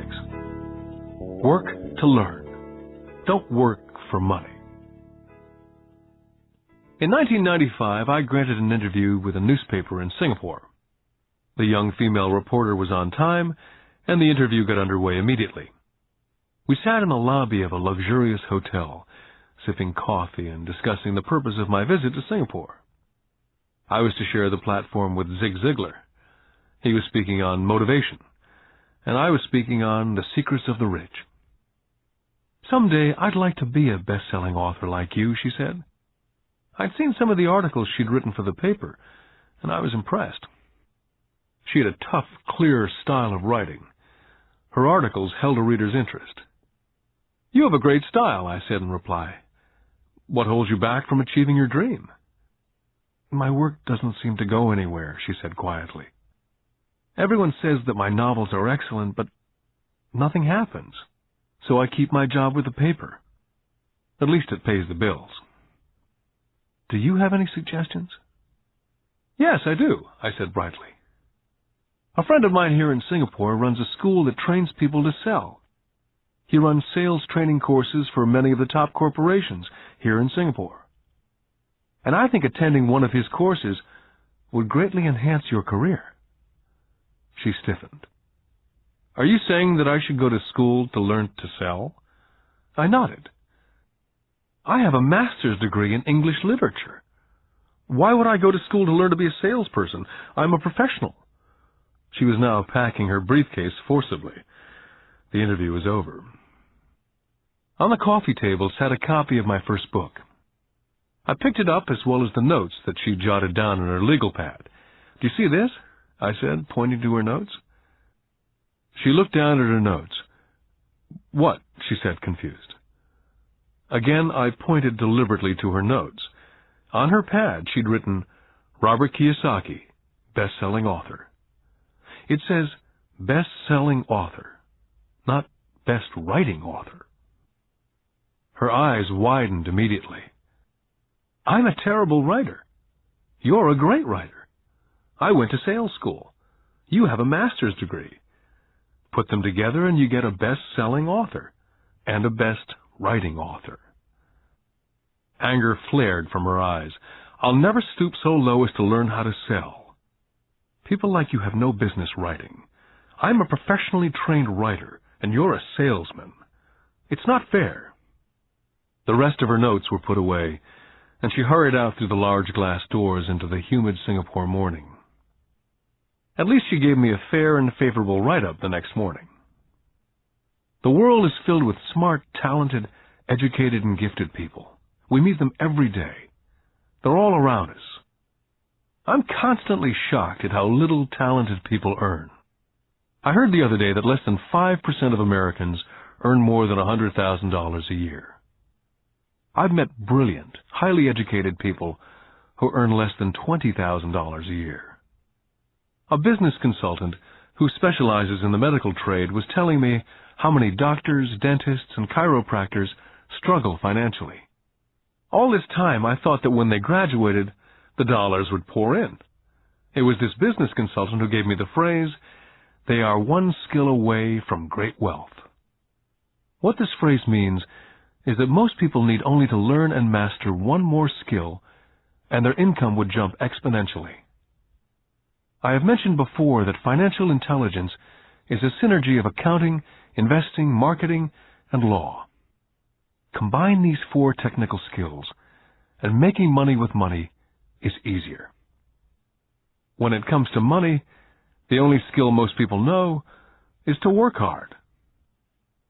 The classic example of a synergy of skills was that young writer for the newspaper. If she diligently learned the skills of sales and marketing, her income would jump dramatically. If I were her, I would take some courses in advertising copywriting as well as sales. Then instead of working at the newspaper, I would seek a job at an advertising agency. Even if it were a cut in pay, she'd learn how to communicate in shortcuts that are used in successful advertising. She also would spend time learning public relations, an important skill. She would learn how to get millions in free publicity. Then at night and on weekends, she could be writing her great novel. When it was finished, she'd be better able to sell her book. Then in a short while, she could be a best-selling author. When I graduated from the U.S. Merchant Marine Academy in 1969, my educated dad was happy. Standard Oil of California had hired me for its oil tanker fleet. I was a third mate, and the pay was low compared with my classmates, but it was okay for a first real job after college. My starting pay was about $42,000 a year, including overtime, and I only had to work for 7 months. I had 5 months of vacation. If I'd wanted to, I could have taken the run to Vietnam with a subsidiary shipping company and easily doubled my pay instead of taking the 5 months vacation. I had a great career ahead of me, yet I resigned after 6 months with the company and joined the Marine Corps to learn how to fly. My educated dad was devastated. Rich Dad congratulated me. In school and in the workplace, the popular opinion is the idea of specialization. That is, in order to make more money or get promoted, you need to specialize. That is why medical doctors immediately begin to seek a specialty, such as orthopedics or pediatrics. The same is true for accountants, architects, lawyers, pilots, and others. My educated dad believed in the same dogma. That's why he was thrilled when he eventually achieved his doctorate. He often admitted that schools reward people who study more and more about less and less. Rich Dad encouraged me to do exactly the opposite. You want to know a little about a lot, was his suggestion. That's why for years I worked in different areas of his companies. For a while I worked in his accounting department. Although I would probably never have been an accountant, he wanted me to learn via osmosis. Rich Dad knew I would pick up jargon and a sense of what's important and what's not. I also worked as a busboy and construction worker, as well as in sales, reservations, and marketing. He was grooming Mike and me. That's why he insisted we sit in on the meetings with his bankers, lawyers, accountants, and brokers. He wanted us to know a little about every aspect of his empire. Educated Dad thought I went to school to learn to be a ship's officer. Rich Dad knew that I went to school to study international trade.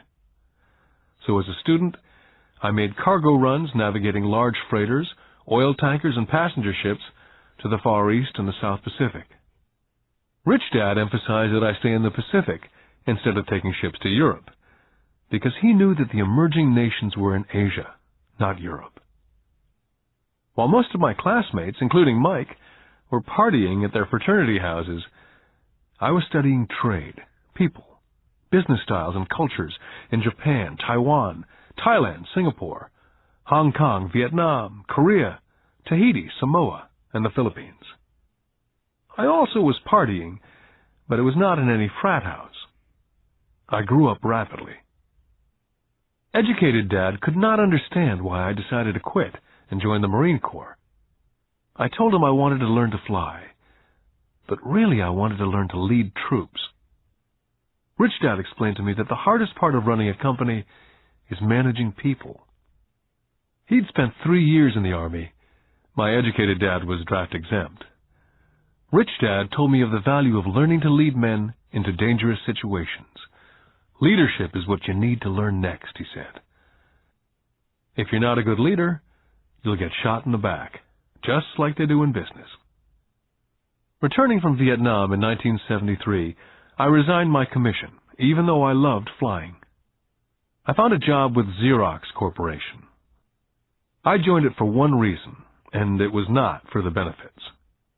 I was a shy person, and the thought of selling was the most frightening subject in the world. Xerox is one of the best sales training programs in America. Rich Dad was proud of me. My educated dad was ashamed. Being an intellectual, he thought that salespeople were below him. I worked with Xerox for 4 years, until I overcame my fear of knocking on doors and being rejected. Once I could consistently be in the top 5 in sales, I again resigned and moved on, leaving behind another great career with an excellent company. In 1977, I formed my first company. Rich Dad had groomed Mike and me to take over companies, so I now had to learn to form them and put them together. My first product, the nylon and Velcro wallet, was manufactured in the Far East and shipped to a warehouse in New York, near where I had gone to school. My formal education was complete, and it was time to test my wings. If I failed, I went broke. Rich Dad thought it best to go broke before 30. You still have time to recover, was his advice. On the eve of my 30th birthday, my first shipment left Korea for New York. Today, I still do business internationally, and as my rich dad encouraged me to do, I keep seeking the emerging nations. Today, my investment company invests in South America, Asia, Norway, and Russia. There's an old cliche that goes, JOB is an acronym for just over broke. And unfortunately, I would say that the saying applies to millions of people. Because school does not think financial intelligence is an intelligence, most workers live within their means. They work and they pay bills. There's another horrible management theory that goes, workers work hard enough to not be fired, and owners pay just enough so that workers won't quit. And if you look at the pay scales of most companies, again I would say there is a degree of truth in that statement. The net result is that most workers never get ahead. They do what they've been taught to do. Get a secure job. Most workers focus on working for pay and benefits that reward them in the short term, but is often disastrous in the long run. Instead, I recommend to young people to seek work for what they will learn more than what they will earn. Look down the road at what skills they want to acquire before choosing a specific profession, and before getting trapped in the rat race. When I speak to adults who want to earn more money, I always recommend the same thing. I suggest taking a long view of their life. Instead of simply working for the money and security, which I admit are important, I suggest they take a second job that will teach them a second skill. Often I recommend joining a network marketing company, also called multi-level marketing, if they want to learn sales skills. Some of these companies have excellent training programs that help people get over their fear of failure and rejection, which are the main reasons people are unsuccessful. Education is more valuable than money in the long run. When I ask the classes I teach, how many of you can cook a better hamburger than McDonald's? Almost all of the students raise their hands. I then ask, so if most of you can cook a better hamburger, how come McDonald's makes more money than you? The answer is obvious. McDonald's is excellent at business systems. The reason so many talented people are poor is because they focus on building a better hamburger and know little to nothing about business systems. A friend of mine in Hawaii is a great artist. He makes a sizable amount of money. One day his mother's attorney called to tell him that she had left him $35,000. That is what was left of her estate after the attorney and the government took their shares. Immediately he saw an opportunity to increase his business by using some of this money to advertise.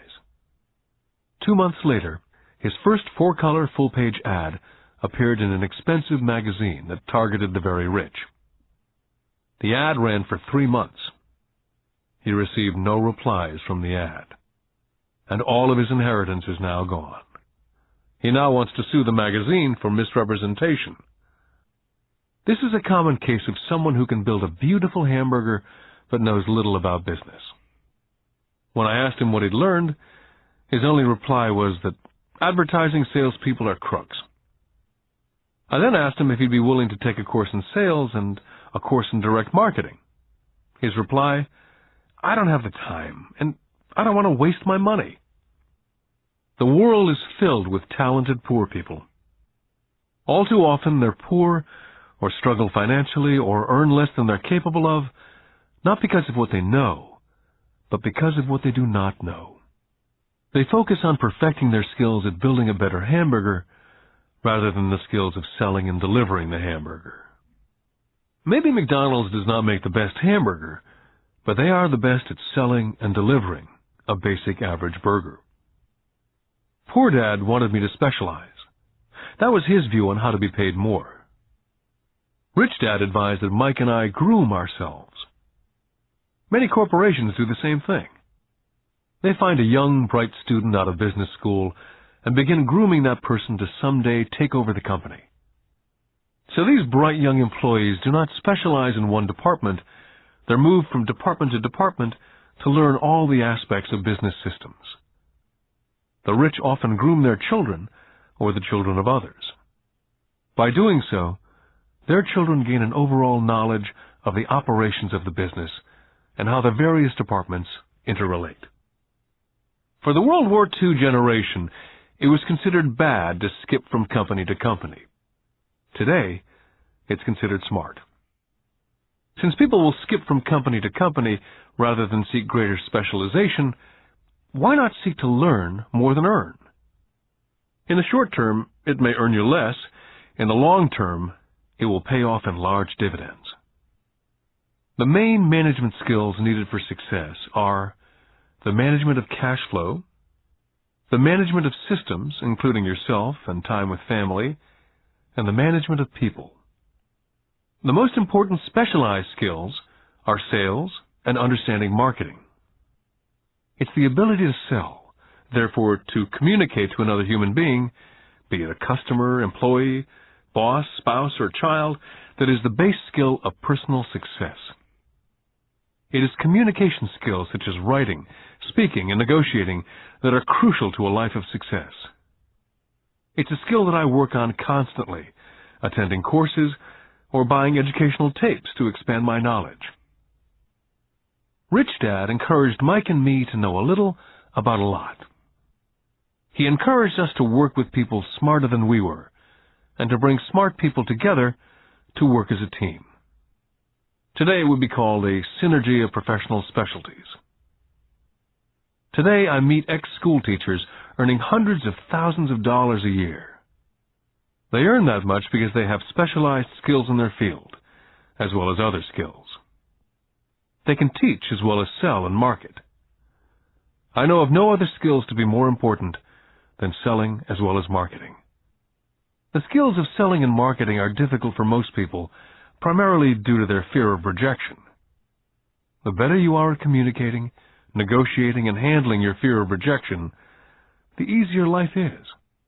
Just as I advise that newspaper writer who wanted to become a best-selling author, I advise anyone else today. Being technically specialized has its strengths as well as its weaknesses. I have friends who are geniuses, but they cannot communicate effectively with other human beings. And as a result, their earnings are pitiful. I advise them to just spend a year learning to sell. And even if they earn nothing, their communication skills will improve. And that is priceless. Getting started. I wish I could say acquiring wealth was easy for me, but it wasn't. So in response to the question, how do I start? I offer the thought process I go through on a day-by-day basis.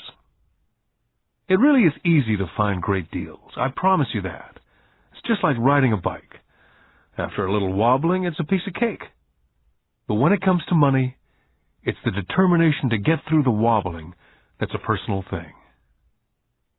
To find million-dollar deals of a lifetime requires us to call on our financial genius. I believe that each of us has a financial genius within us. The problem is, our financial genius lies asleep, waiting to be called upon. It lies asleep because our culture has educated us into believing that the love of money is the root of all evil. It's encouraged us to learn a profession so we can work for money, but failed to teach us how to have money work for us. It taught us not to worry about our financial future. Our company or the government would take care of us when our working days are over. However, it's our children, educated in the same school system, who will end up paying for it. The message is still to work hard, earn money, and spend it. And when we run short, we can always borrow more. Unfortunately, 90% of the Western world subscribes to the above dogma simply because it's easier to find a job and work for money. If you're not one of the masses, I offer you the following 10 steps to awaken your financial genius. I simply offer you the steps I have personally followed. If you want to follow some of them, great. If you don't, make up your own. Your financial genius is smart enough to develop its own list. Step number 1. I need a reason greater than reality. If you ask most people if they would like to be rich or financially free, they would say yes. But then reality sets in. The road seems too long with too many hills to climb. It's easier just to work for money and hand the excess over to your broker. A reason or a purpose is a combination of wants and don't wants. When people ask me what my reason for wanting to be rich is, it's a combination of deep emotional wants and don't wants. I will list a few. First, the don't wants, for they create the wants. I don't want to work all my life. I don't want what my parents aspired for, which was job security and a house in the suburbs. I don't like being an employee. Now the wants. I want to be free to travel the world and live in a lifestyle I love. I want to be young when I do this. I want to simply be free. I want control over my time and my life. I want money to work for me. Those are deep-seated emotional reasons. What are yours? As I said, I wish I could say it was easy. It wasn't. But it wasn't hard either. But without a strong reason or purpose, anything in life is hard. Step number 2. I choose daily. The power of choice. That is the main reason people want to live in a free country. We want the power to choose. Financially, with every dollar we get in our hands, we hold the power to choose our future to be rich, poor, or middle class. Our spending habits reflect who we are. Poor people simply have poor spending habits. Most people choose not to be rich. For 90% of the population, being rich is too much of a hassle. So they invent sayings that go, "I'm not interested in money," or "I'll never be rich," or "I don't have to worry, I'm still young," or "When I make some money, then I'll think about my future," or "My husband, wife handles the finances." The problem with those statements is they rob the person who chooses to think such thoughts of two things. One is time, which is your most precious asset, and 2 is learning. Just because you have no money, it shouldn't be an excuse to not learn. But that is a choice we all make daily. The choice of what we do with our time, our money, and what we put in our heads. That is the power of choice. All of us have choice. I just choose to be rich, and I make that choice every day. Step number 3. Choose friends carefully. First of all, I do not choose my friends by their financial statements. I have friends who have actually taken the vow of poverty, as well as friends who earn millions every year. The point is, I learn from all of them, and I consciously make the effort to learn from them. But there's one distinction that I'd like to point out.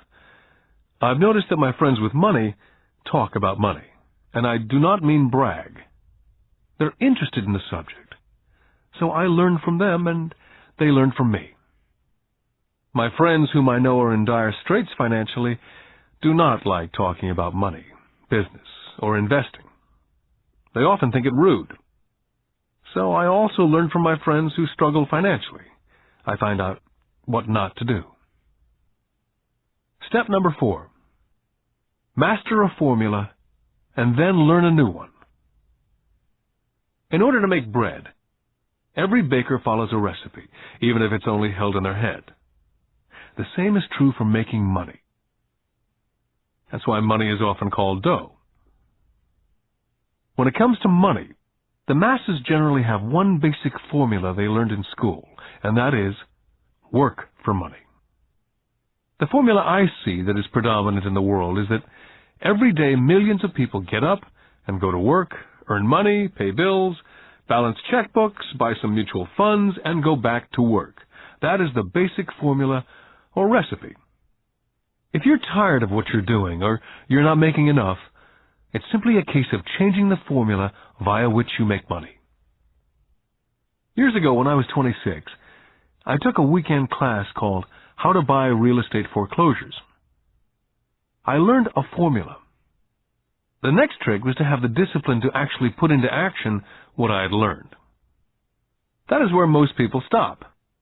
For 3 years while working for Xerox, I spent my spare time learning to master the art of buying foreclosures. I've made several $1 million using that formula, but today it's too slow, and too many other people are doing it. So after I mastered that formula, I went in search of other formulas. For many of the classes, I did not use the information I learned directly, but I always learned something new.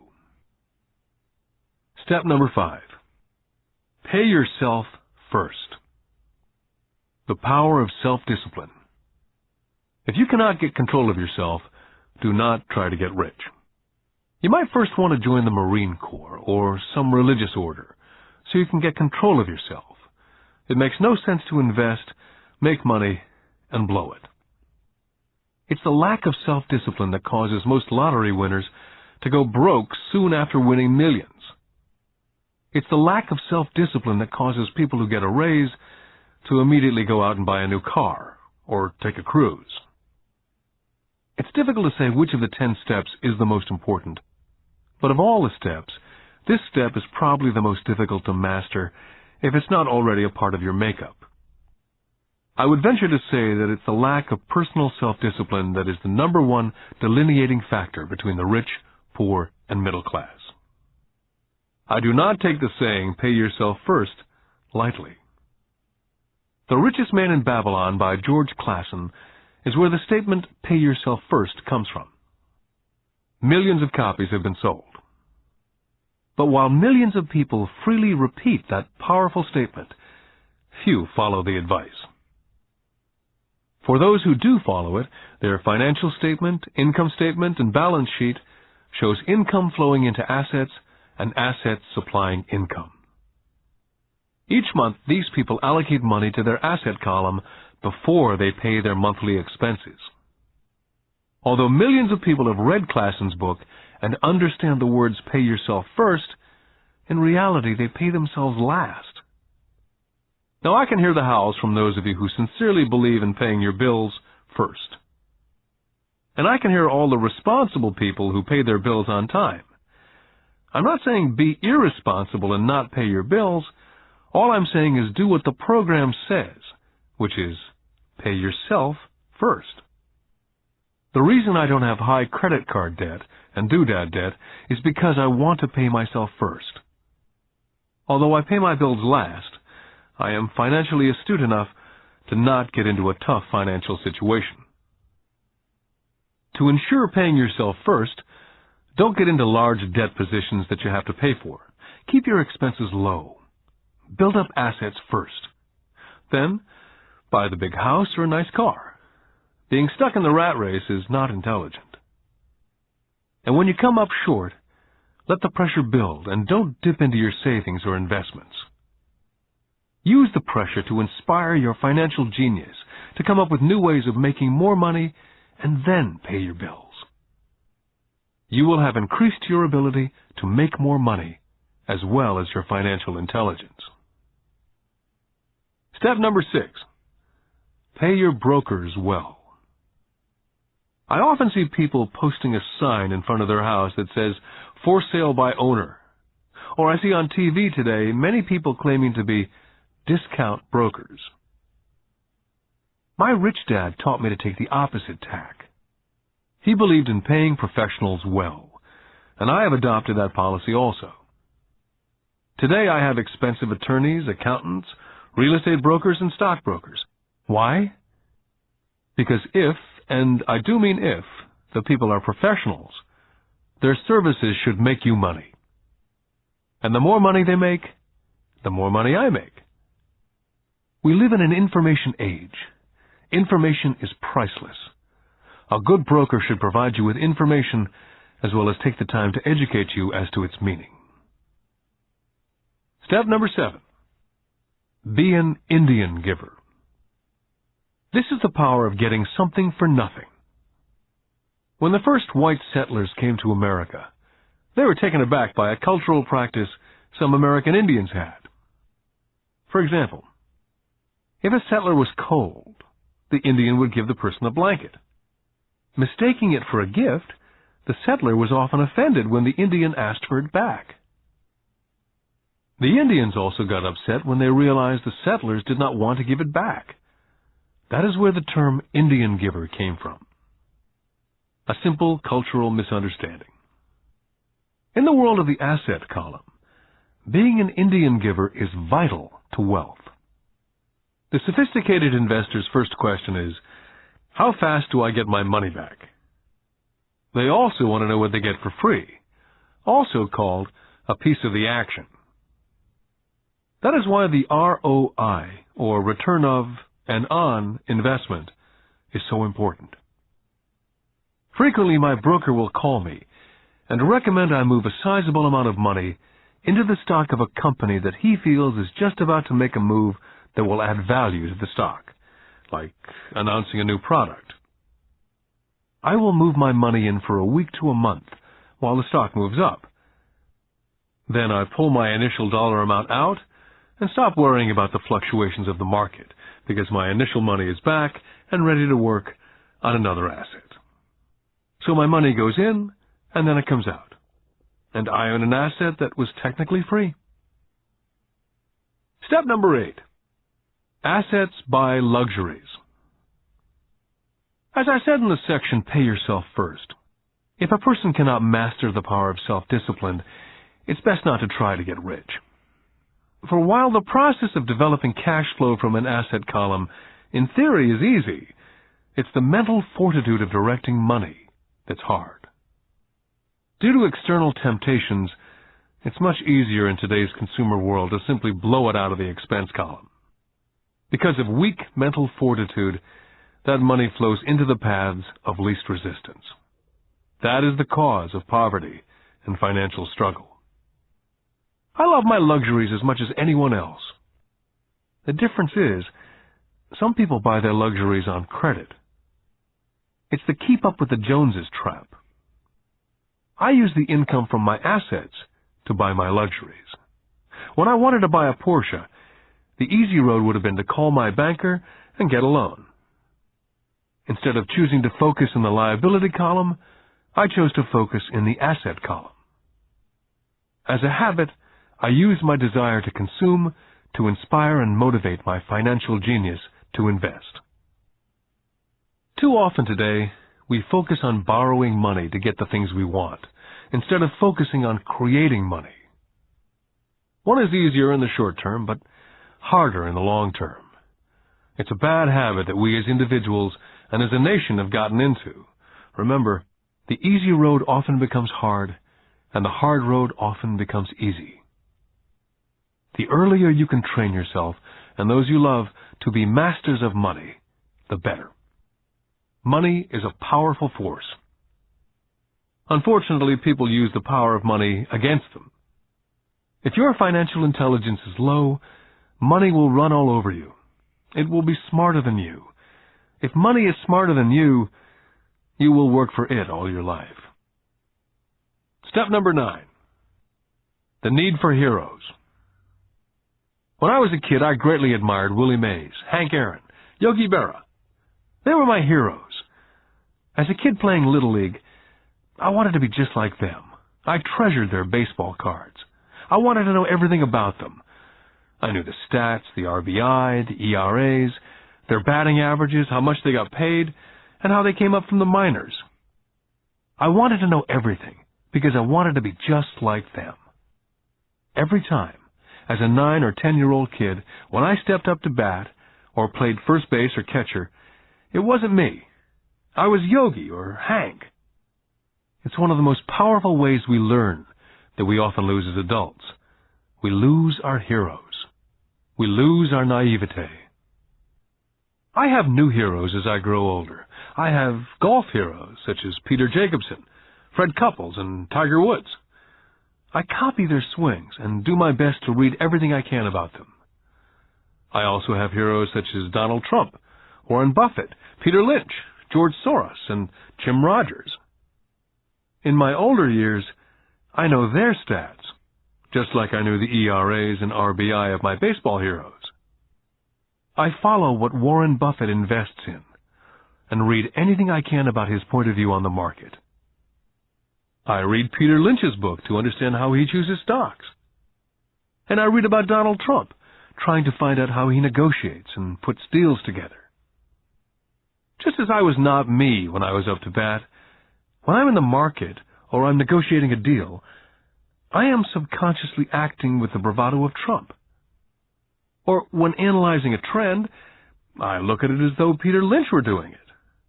By having heroes, we tap into a tremendous source of raw genius. But heroes do more than simply inspire us. Heroes make things look easy. It's the making it look easy that convinces us to want to be just like them. If they can do it, so can I. Step number 10. Teach and you shall receive. Both of my dads were teachers. My rich dad taught me a lesson I've carried all my life, and that was the necessity of being charitable or giving. My educated dad gave a lot by the way of time and knowledge, but almost never gave money. As I said, he usually said that he would give when he had some extra money. Of course, there was rarely any extra. My rich dad gave money as well as education. He believed firmly in tithing. If you want something, you first need to give, he would always say. When he was short of money, he simply gave money to his church or to his favorite charity. If I could leave one single idea with you, it's that idea. Whenever you feel short or in need of something, give what you want first, and it will come back in buckets. That's true for money, a smile, love, friendship. I know it's often the last thing a person may want to do, but it's always worked for me. I just trust that the principle of reciprocity is true, and I give what I want.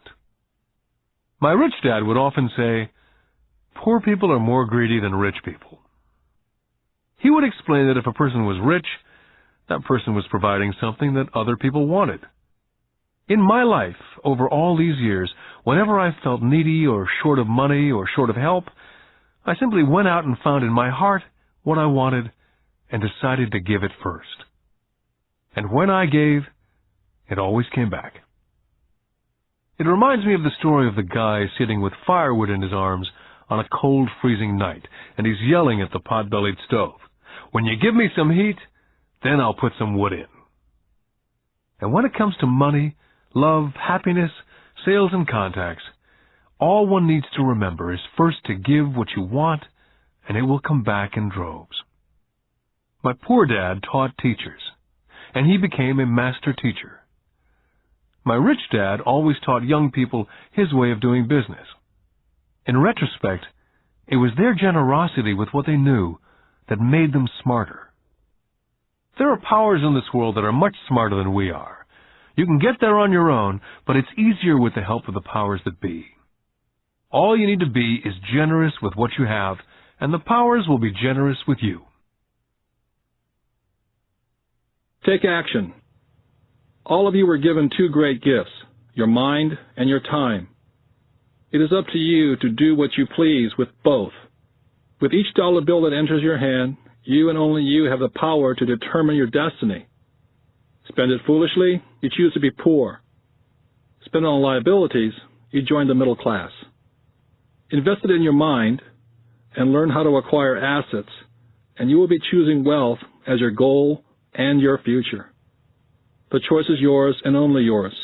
With every day, with every dollar, you decide to be rich, poor, or middle class.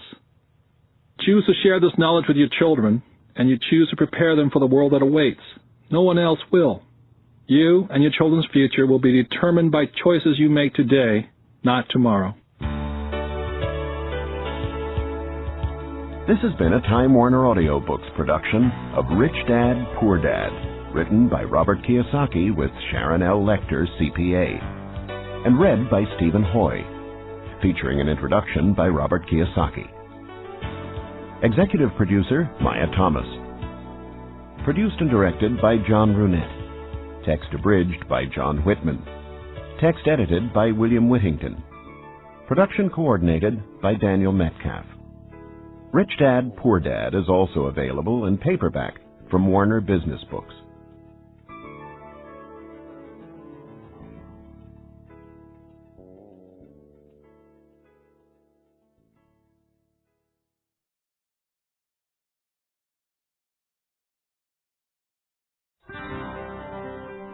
Here's a sample from audio bestseller Rich Dad's Cash Flow Quadrant, a guide to financial freedom, written by Robert T. Kiyosaki with Sharon L. Lecter, CPA. When people ask why Kim and I were homeless back in 1985, I tell them it was because of what my rich dad taught me about money. For me, money is important, yet I did not want to spend my life working for it. That is why I did not want a job. If we were going to be responsible citizens, Kim and I wanted to have our money work for us rather than spend our lives physically working for money. That is why the cash flow quadrant is so important. It distinguishes between the different ways in which money is generated. There are ways of being responsible and creating money other than physically working for it. But in order to embrace wealth, it is essential to understand your relation to it. My highly educated dad had a strong belief that the love of money was evil, that to profit excessively meant you were greedy. He often said, "I'll never be rich," or "investing is risky," or "money isn't everything." My rich dad had a different point of view. He thought it foolish to spend your life working for money and pretend that money was not important. Rich dad believed that life was more important than money, but money was important for supporting life. He often said, "You only have so many hours a day, and you can only work so hard. So why work hard for money? Learn to have money, and people work hard for you, and you can be free to do the things that are important." To my rich dad, what was important was to have lots of time to raise his kids, to have money to donate to charities and projects he supported, to bring jobs and financial stability to the community, to have time and money to take care of his health, and to be able to travel the world with his family. "Those things take money," said Rich Dad. "That is why money is important to me. Money is important, but I don't want to spend my life working for it." It was my rich dad who often referred to the cash flow quadrant when I was a young boy. He would explain to me the difference between someone who was successful on the left side versus the right side. Having two dynamic and successful father figures around me gave meaning to what each was saying. But it was what they were doing that allowed me to begin to notice the differences between the ES side of the quadrant and the BI side. One painful lesson I experienced as a young boy was simply how much time one dad had available to spend with me versus the other. As the success and prominence of both dads grew, it was obvious that one dad had less and less time to spend with his wife and 4 children. My real dad was always on the road, at meetings, or dashing off to the airport for more meetings. The more successful he got, the fewer dinners we had together as a family. Weekends he spent at home in his crowded little office buried under paperwork. My rich dad, on the other hand, had more and more free time as his success grew. One of the reasons I learned so much about money, finance, business, and life was simply because my rich dad had more and more free time for his children and me. Rich Dad's Cash Flow Quadrant is also available in paperback from Warner Business Books. Here's a sample from audio bestseller Rich Dad's Guide to Investing, What the Rich Invest In, that the poor and middle class do not. Written by Robert T. Kiyosaki with Sharon L. Lecter, CPA. Investor lesson number 1, the choice. When it comes to money and investing, people have 3 fundamental reasons or choices for investing, Rich Dad said. They are to be secure, to be comfortable, or to be rich. Rich Dad went on to say, all 3 choices are important. The difference in one's life occurs when the choices are prioritized. He explained that most people make their money and investment choices in that exact order. In other words, their first choice when it comes to money decisions is security. Second is comfort, and third is to be rich. That is why most people make job security their highest priority. After they have a secure job or profession, then they focus on comfort. The last choice for most people is to be rich. Rich Dad said, most people dream of becoming rich, but it is not their first choice. He went on to say, only 3 out of 100 people in America are rich because of this priority of choices. For most people, if becoming rich disturbs their comfort or makes them feel insecure, they will forsake becoming rich. That is why so many people want that one hot investment tip. People who make security and comfort their first and second choices look for ways to get rich quick that are easy, risk-free, and comfortable. A few people do get rich on one lucky investment, but all too often they lose it all again. I often hear people say, I'd rather be happy than rich. That comment has always sounded very strange to me, since I have been both rich and poor, and in both financial positions I have been both happy and unhappy. I wonder why people think they have to choose between happiness and being rich. When I reflect upon this lesson, it occurs to me that what people are really saying is that I'd rather feel secure and comfortable than be rich. That is because if they felt insecure or uncomfortable, they were not happy. For me, I was willing to feel insecure and uncomfortable in order to be rich. I have been rich and poor as well as happy and unhappy. But I assure you that when I was poor and unhappy, I was much unhappier than when I was rich and unhappy. I have also never understood the statement, money does not make you happy. While there is some truth in it, I have always noticed that when I have money, I feel pretty good. The other day I found a $10 bill in my jeans pocket. Even though it was only $10, it felt great finding it. Receiving money has always felt better than receiving a bill for money I owe. At least that is my experience with money. I feel happy when it comes in and sad when it leaves me. That day, I put my priorities in this order. First, to be rich, then to be comfortable, and finally, to be secure. Rich Dad's Guide to Investing is also available in paperback from Warner Business Books.